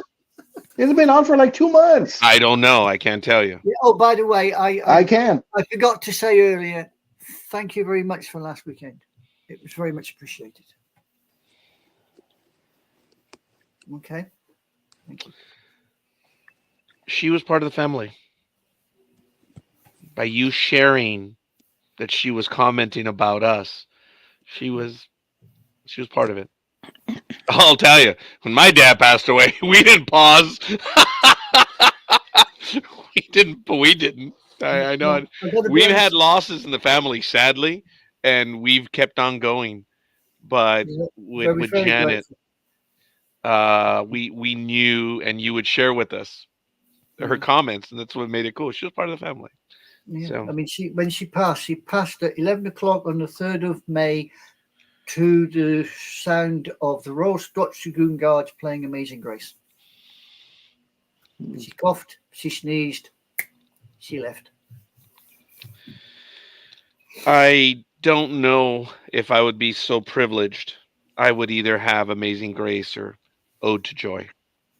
I figure, folks, when you've seen the movie Die Hard, and when the FBI cuts the power and the magnetic seals unlock, and you hear Ode to Joy, that's the moment I'm like, oh my God, what else would I have? And I think my father wanted to have Ode to Joy played in his funeral, but since he now belonged to someone else and he was in an urn at the time of the services, I'm like, no. Well, I got to be honest and say that the care home staff surprised me because after Mum passed, I played a lament or a kind of lament called Dark Isle, and they just stood with their hands together in front of them with the head bowed, and nobody said a damn word. That whole care home just silent, and I can't thank them enough for doing that. That would not have. I mean, would it be appropriate to call that a funeral dirge? No, right? No, if you want to hear the actual tune itself, if you go onto YouTube and put Dark Isle or the Dark Isle, and you hear just the bagpipes playing the Dark Isle, then you'll know why I played it. But it is a very, it's soulful. I wouldn't say mournful. It's soulful for me. Okay. And it's the kind of tune that Mum would have enjoyed. So, but I must be honest and say thank you very much for last weekend. It was just, it was mind blowing. I just couldn't believe it. Anyway, enough dragging the proceedings down. We're not here to talk. Just to let you know, Roger, when you go, I'm going to play you the Animaniacs song. Really? The Animaniacs Yeah. one?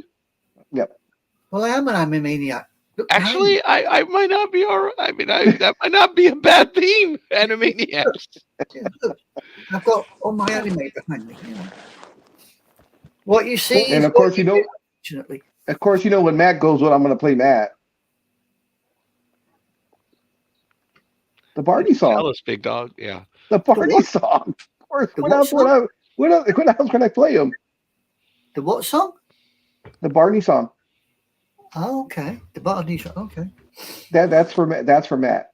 The first time he did that, I think Matt swore. Oh, Matt was so mad.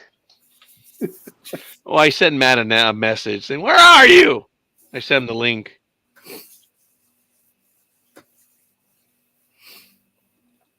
But yeah, I haven't seen Liz online just lately either. Is she okay or is she suffering?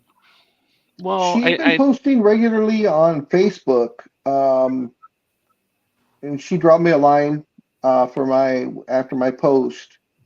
But yeah, she hasn't been on for the last few things. I think she's been having some medical issues Yeah. that have been kind of keeping her from going online. I mean, we all are old. We're all having medical issues. Jeez.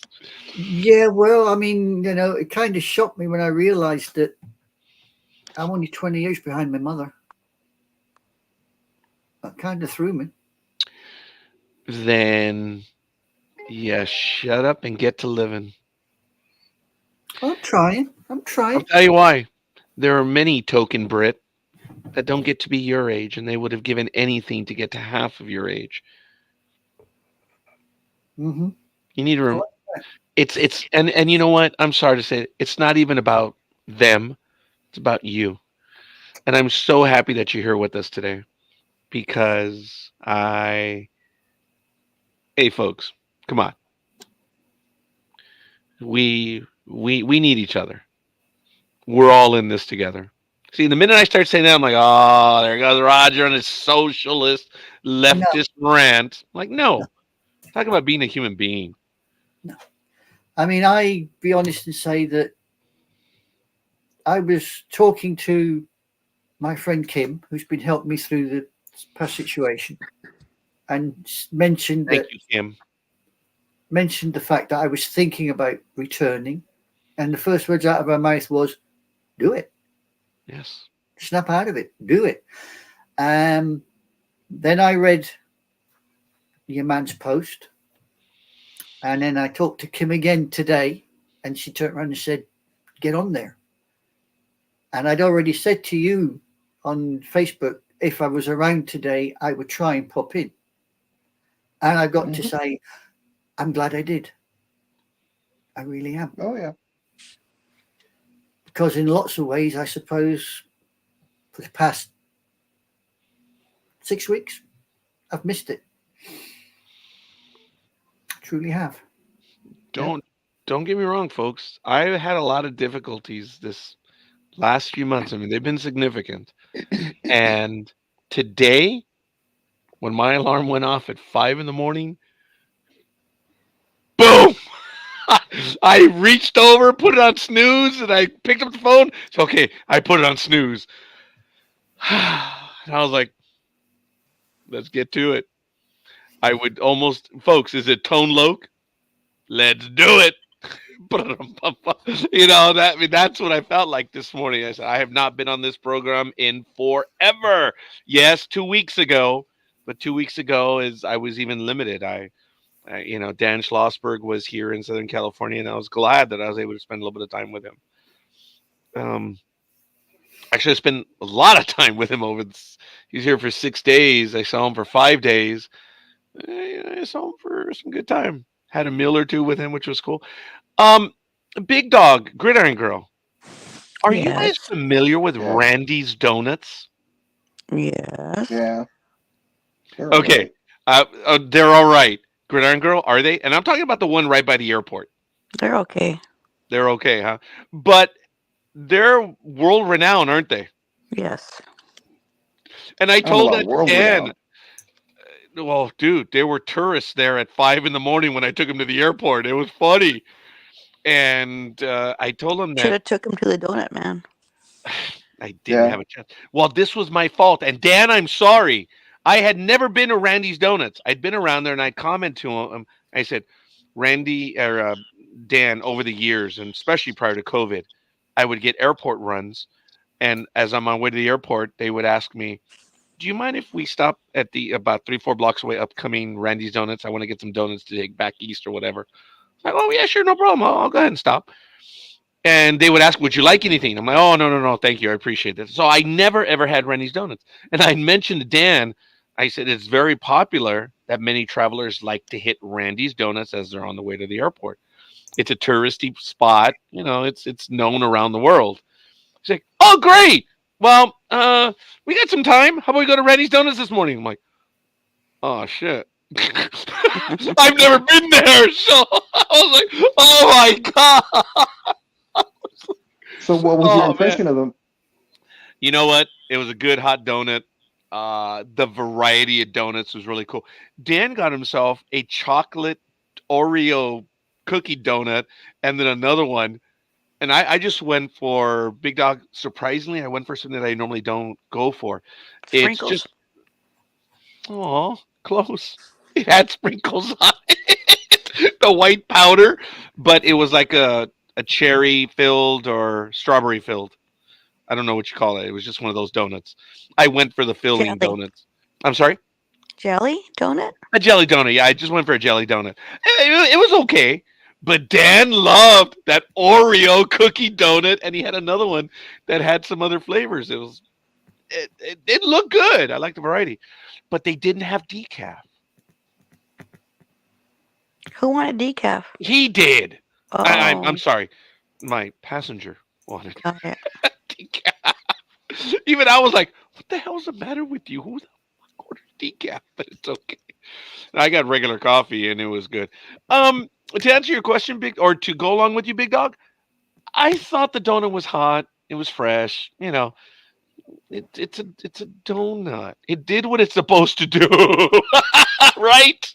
Randy's, I mean, they're okay. They're nothing to write home about. I'm not going to go out of my way to go get them. Right. I wouldn't. I'd rather go to the mom and pop, because there's a Randy's Donuts that just opened up about Really? less than a year ago. And do they have the famous big old donut hole? It's a big inflatable one. But Oh, okay. That's what they're famous for. It has the big donut. That's it. What, Yeah, anime girl? What? No, But- nothing. I'd rather go to the mom and pop one that's a mile the other way. and I think their donuts are 1,000 times better. Dude, let me Mom tell and you. pop donuts are always better. I think so. The one that's right here on the corner, Big Dog, of where I live, right here on Laverne in town. I know which one you're talking about. Yeah. When I was doing the election worker stuff, uh, 2 When you were years when you were ago, pole dancing, yeah. when I was a poll P-O-L-L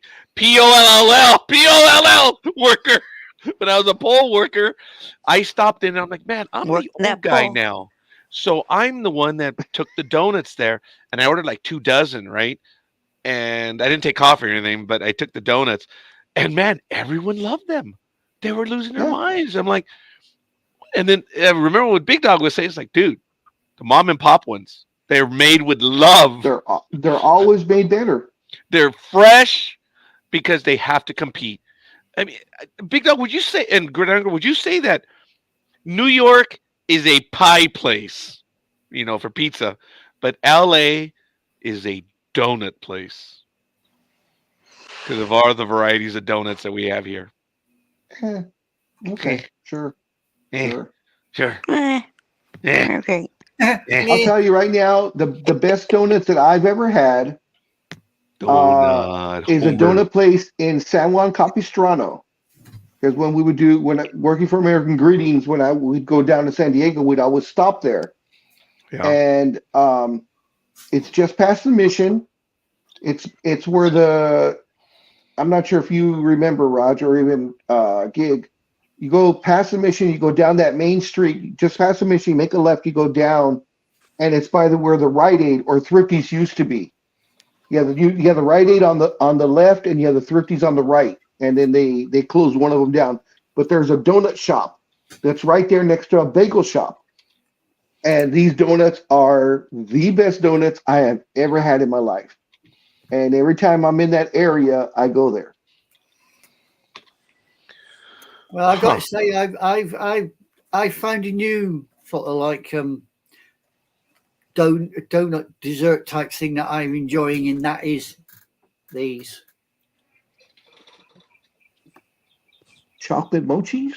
Yeah. Oh, okay. I've seen those. Yeah, I heard those are pretty good.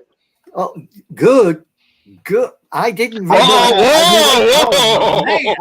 I'm just going by what I've heard. I've never had them, but I heard they are Big very Dog, the token Brit just snapped.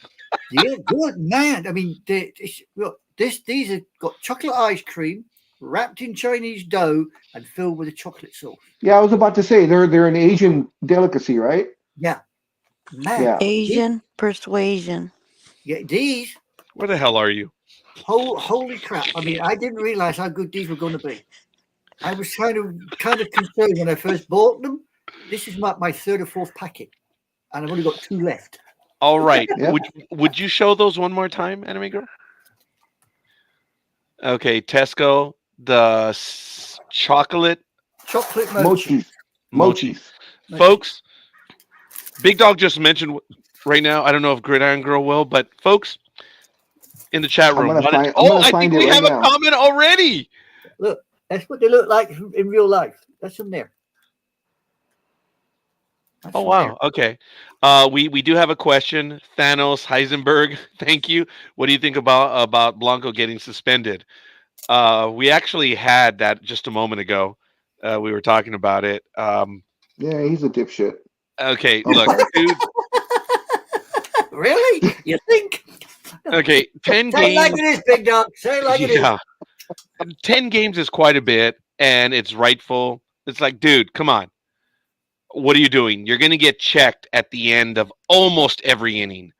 And it's ridiculous. It's just absolutely ridiculous. I think the only way you can avoid that is if you start the inning, you pitch to 2 batters, the minimum, and then you get taken out. If you get taken out of the game, I don't think the umpires are going to check you. But the point is, it's stupidity, buddy. It is just absolutely stupidity that the player is doing that.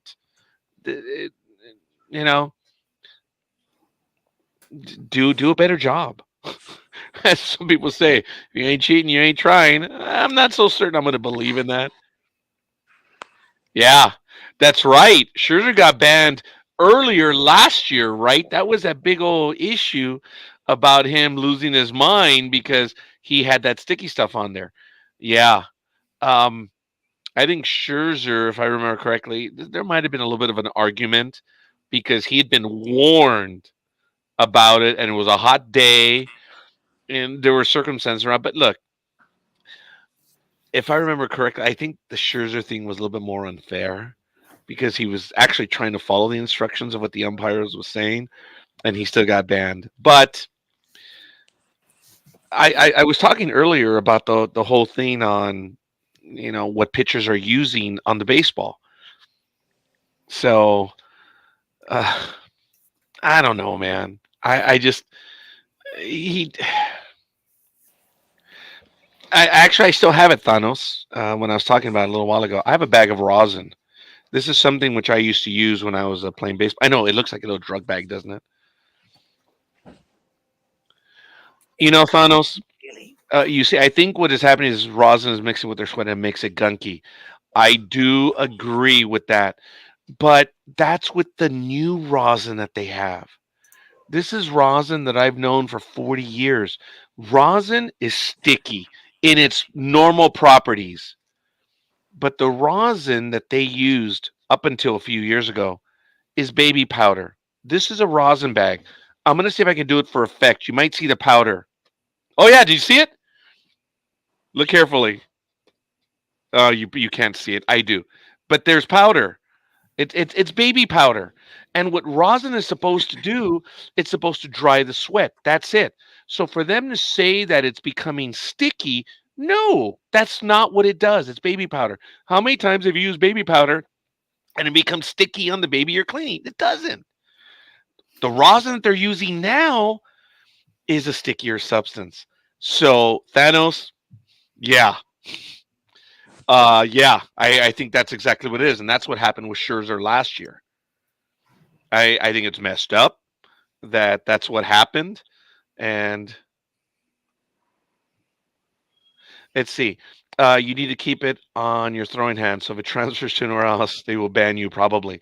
Well, the new stuff. See, baseball players are also using what they call spider tack, which allegedly is illegal, which is the new rosin mixed with other stuff. And that is what they can't use. So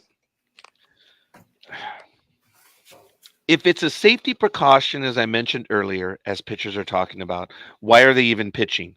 You don't need that stuff.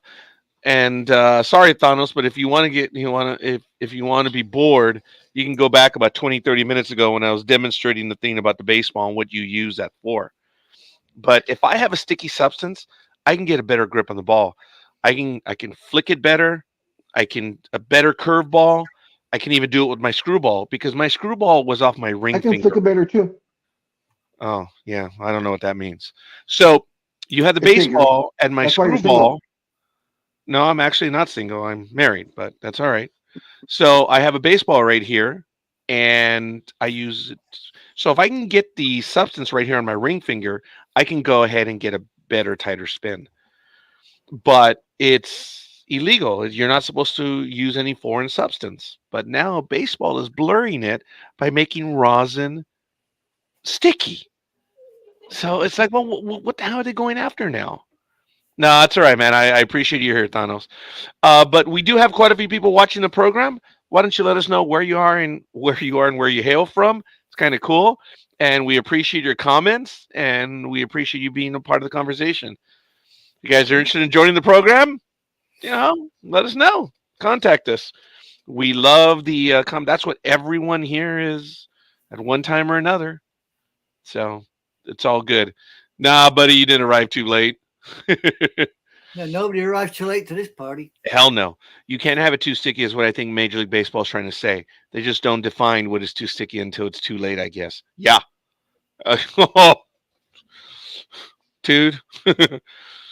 Yeah, I think you said it right there. I'm trying to find my baseball now. Gridiron Girl, did you see where I put my baseball? I'm so glad you said baseball. No. Check your pocket. Jake, have you seen his balls? Check your pockets.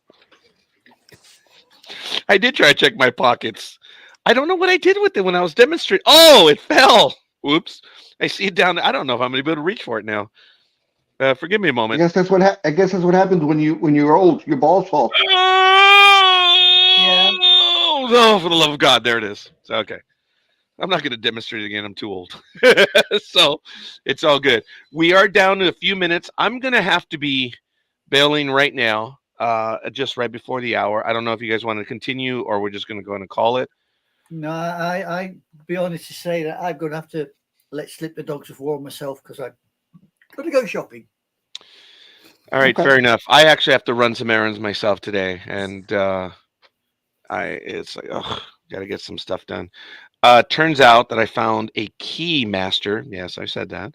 A key master that will reprogram the fobs and do the key for about $100 and some. That genuinely surprised me. I didn't think it would be. I thought it was going to be a lot more expensive because everything you get quoted on the internet, emergency fixes, whatever, to reprogram a fob is like $400. Like, wow. And the dealers, have you ever asked for a quote from a dealer, Big Dog? No. No, I did once, and I was like, well, that's a mortgage payment. It's just a fob, damn it. But of course, dealer's overpriced. So I'm gonna see if I can get the Maxima because we only have one fob for the moment. So Let me know how that works out for you, because my daughter, um, the dog chewed up her key fob, so really, it's kind of all chewed up. So if it works well, let me know and I'll pass the info along to her. the only thing that you have to do is you have to have the car there with the fob so they can obviously make the connection Yeah, on the code. That was the thing because I had the fob there and I asked, could you, because I took the extra fob, but I didn't take the car. I took mine. Could you? Oh, yeah, sir. We can do that, and we can recut the key for you.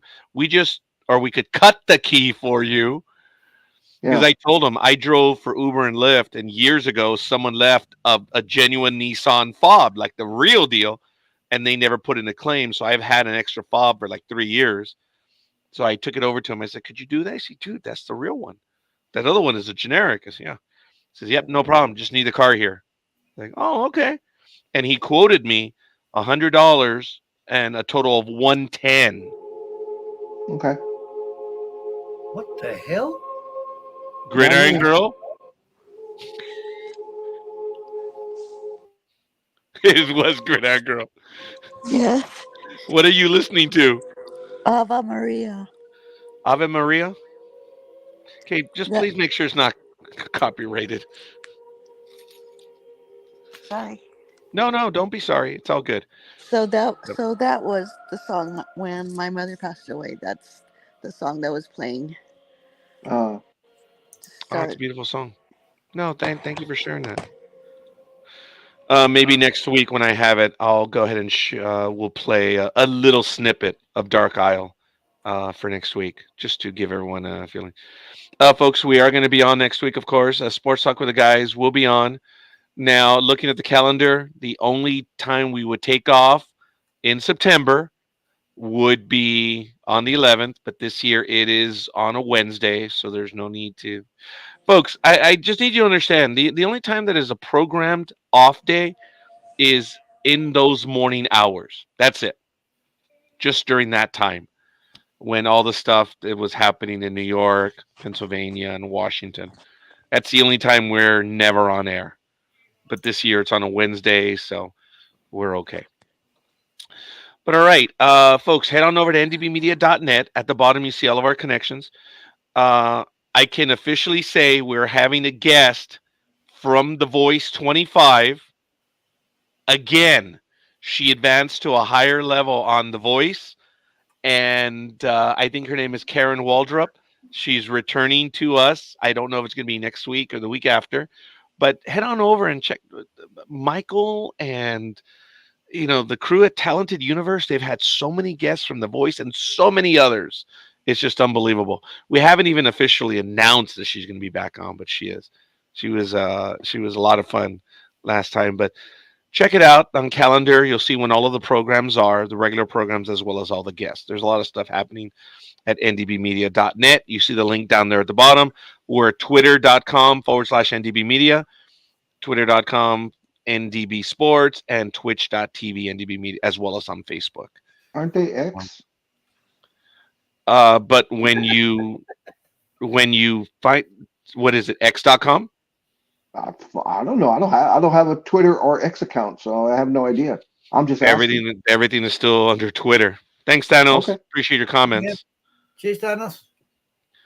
You know, so everyone says formerly X. So I don't know. When you look for it, it still is Twitter, unfortunately. It doesn't. Okay, there it is. X.com. Yeah. So. Yeah. HTTPS 2// X docs. That just means you're logged in. E-I-E-I-O. Yeah. So he got it. X.com. Wow. Whoever owned that one got a pretty penny. So, all right. Well, then if we don't. No, I was gonna when you said that that he got a pretty penny. I think it's hilarious of that girl who snapped up the rights to Sierra Mist and was holding it hostage, hoping for the gigantic payout by Pepsi. And Pepsi went, "F you, we're just gonna call it Starry, whatever they call it now." Starry Night. Oh yeah. Yeah. So now she has the rights to Sierra Mist, but nowhere to go with it. Yeah, because remember in the 1990s they put that whatever they called it, that roosting or roast, whatever, where you can't, if someone has the right, just because you have the website doesn't mean that you get to keep it. But if you had it prior to the law, it was done. It's like angels.com. A convent owns angels.com, and the angels were like, well, we are the angels, we won, and they lost because the angels had it before that. And I forget what it's called. It's when someone illegally takes your property, or they're sitting in on your property. I forget what it's called. Squatting. It's something like that. Squatting. It's part of the Millennium Act, if I'm not mistaken, the anti-squatting. And it was specifically for websites. So if she owns Sierra Mist, there's nothing they could do prior to the law being written. Well, the rights expired, so it was an open domain. Oh, and she snapped it. Oh, that's what it was. She snapped it up before Pepsi got it back. Someone at Pepsi, dropped the ball and didn't renew. You know how the rights to it. Drop the ball on a web name. Yep, just like the rights to Tarzan. When whoever owned the rights to Tarzan let that one slip, and someone snapped it up, and they had to pay a couple of $1 million to get it back. Well, remember, Big Dog, when I told you that the rights to the Terminator had hit the market, and they were going for $30,000? Remember we joked about that? They said, dude, Terminator, right? Because Coralco went under. Yep. And they were available for $30,000, and Big Dog and I laughed and goes, "Oh, hey, let's get the rights." Dude, we could have had them. Oh my God, we could have had the rights to make movies. My understanding was the one for Sierra Mist, since it was an expired domain, I think the girl got it for like $120 or something like that. Yeah, because if it's SierraMist.com, that's anywhere from $10 to $20 a year. Yeah. But then you pay a fee so that you're like in line, that the minute it goes, it grabs it for you. So yeah, $120. I can see. Oh hell yeah, I can see that. Yeah. So she thought Pepsi was going to pay her a couple of $1 million, and I guess Pepsi tried to negotiate with her, and I guess she wanted an exorbitant amount of money, and Pepsi was just like, we'll just call it Starry Night or whatever. We'll just change the name of the soda. Yeah. And that's what they did. So now she's stuck with Sierra Mist. It's nothing to do. Yeah. Wow. Yeah. There's nothing you can do about that. Yes. We had ndbmedia.com, ndbmedia.net, and we had ndbmedia.us. Yeah, didn't you have a Chinese group trying to buy it from you or something or other? Okay, they wanted to buy ndbmedia.net. Yeah. Yes. And it was fake. It was all fake. I made joke of it. Someone offered ndbmedia.net. Well, I had ndbmedia.us, .net, .com, and I had chosen to get rid of .us. I blew it. I chose .com. So I deliberately let go of .com. That was a mistake. So I was really bummed by Yeah, that. because I think I told you something about that it was redirecting. Remember? Yeah. When you first started the Jedi.tax, and I think you had indiemedia.com associated with it for something or other, and it was redirecting to a different spot. Yeah. Yeah, that was a bummer. But oh well. It is what it is. All right, well, folks, we are down to a few minutes, and I do want to thank everyone. Jason would have been nice, but I guess he's doing what he's doing, his holistic stuff. Thank you, Michael, for stopping in, and of course, Thanos Heisenberg, who I don't believe is the first time they were here. I think they've been here before, which is cool. So appreciate you stopping in.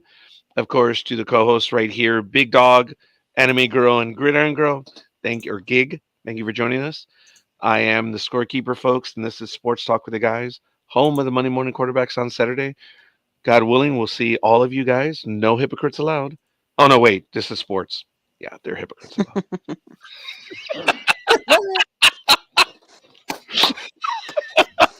We'll see you guys next week. So, Peace yeah. out.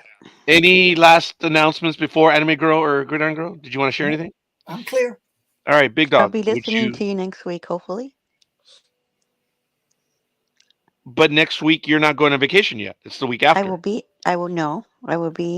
leaving Wednesday For how long? till Monday. Oh, damn it. It is next weekend. Oh, no, wait. I'm looking at August. May. Oh, Yeah, is it? next It is week next is weekend. like, yeah, it's Memorial Day weekend next weekend. All right. Gridiron Girl, contact me when you get a chance. Or can you stay online after we're done? Sure. Yes. Like she said, sure. I need to stay online. Actually, if you guys want to stay online after, that would be great. All right. Folks, Big Dog, why don't you take us away, please? All right, guys, you have a safe and enjoyable weekend. Anybody that's in SoCal that's near the Ontario area, Comic-Con Revolution is going on right now. Starts in 3 minutes, and it's here today and tomorrow. Other than that, have a safe weekend. Be safe, like I said. Don't drink and drive. Call a friend, call an Uber, call a Lyft, call Roger. He'll go pick you up. Just don't get behind the wheel if you drink.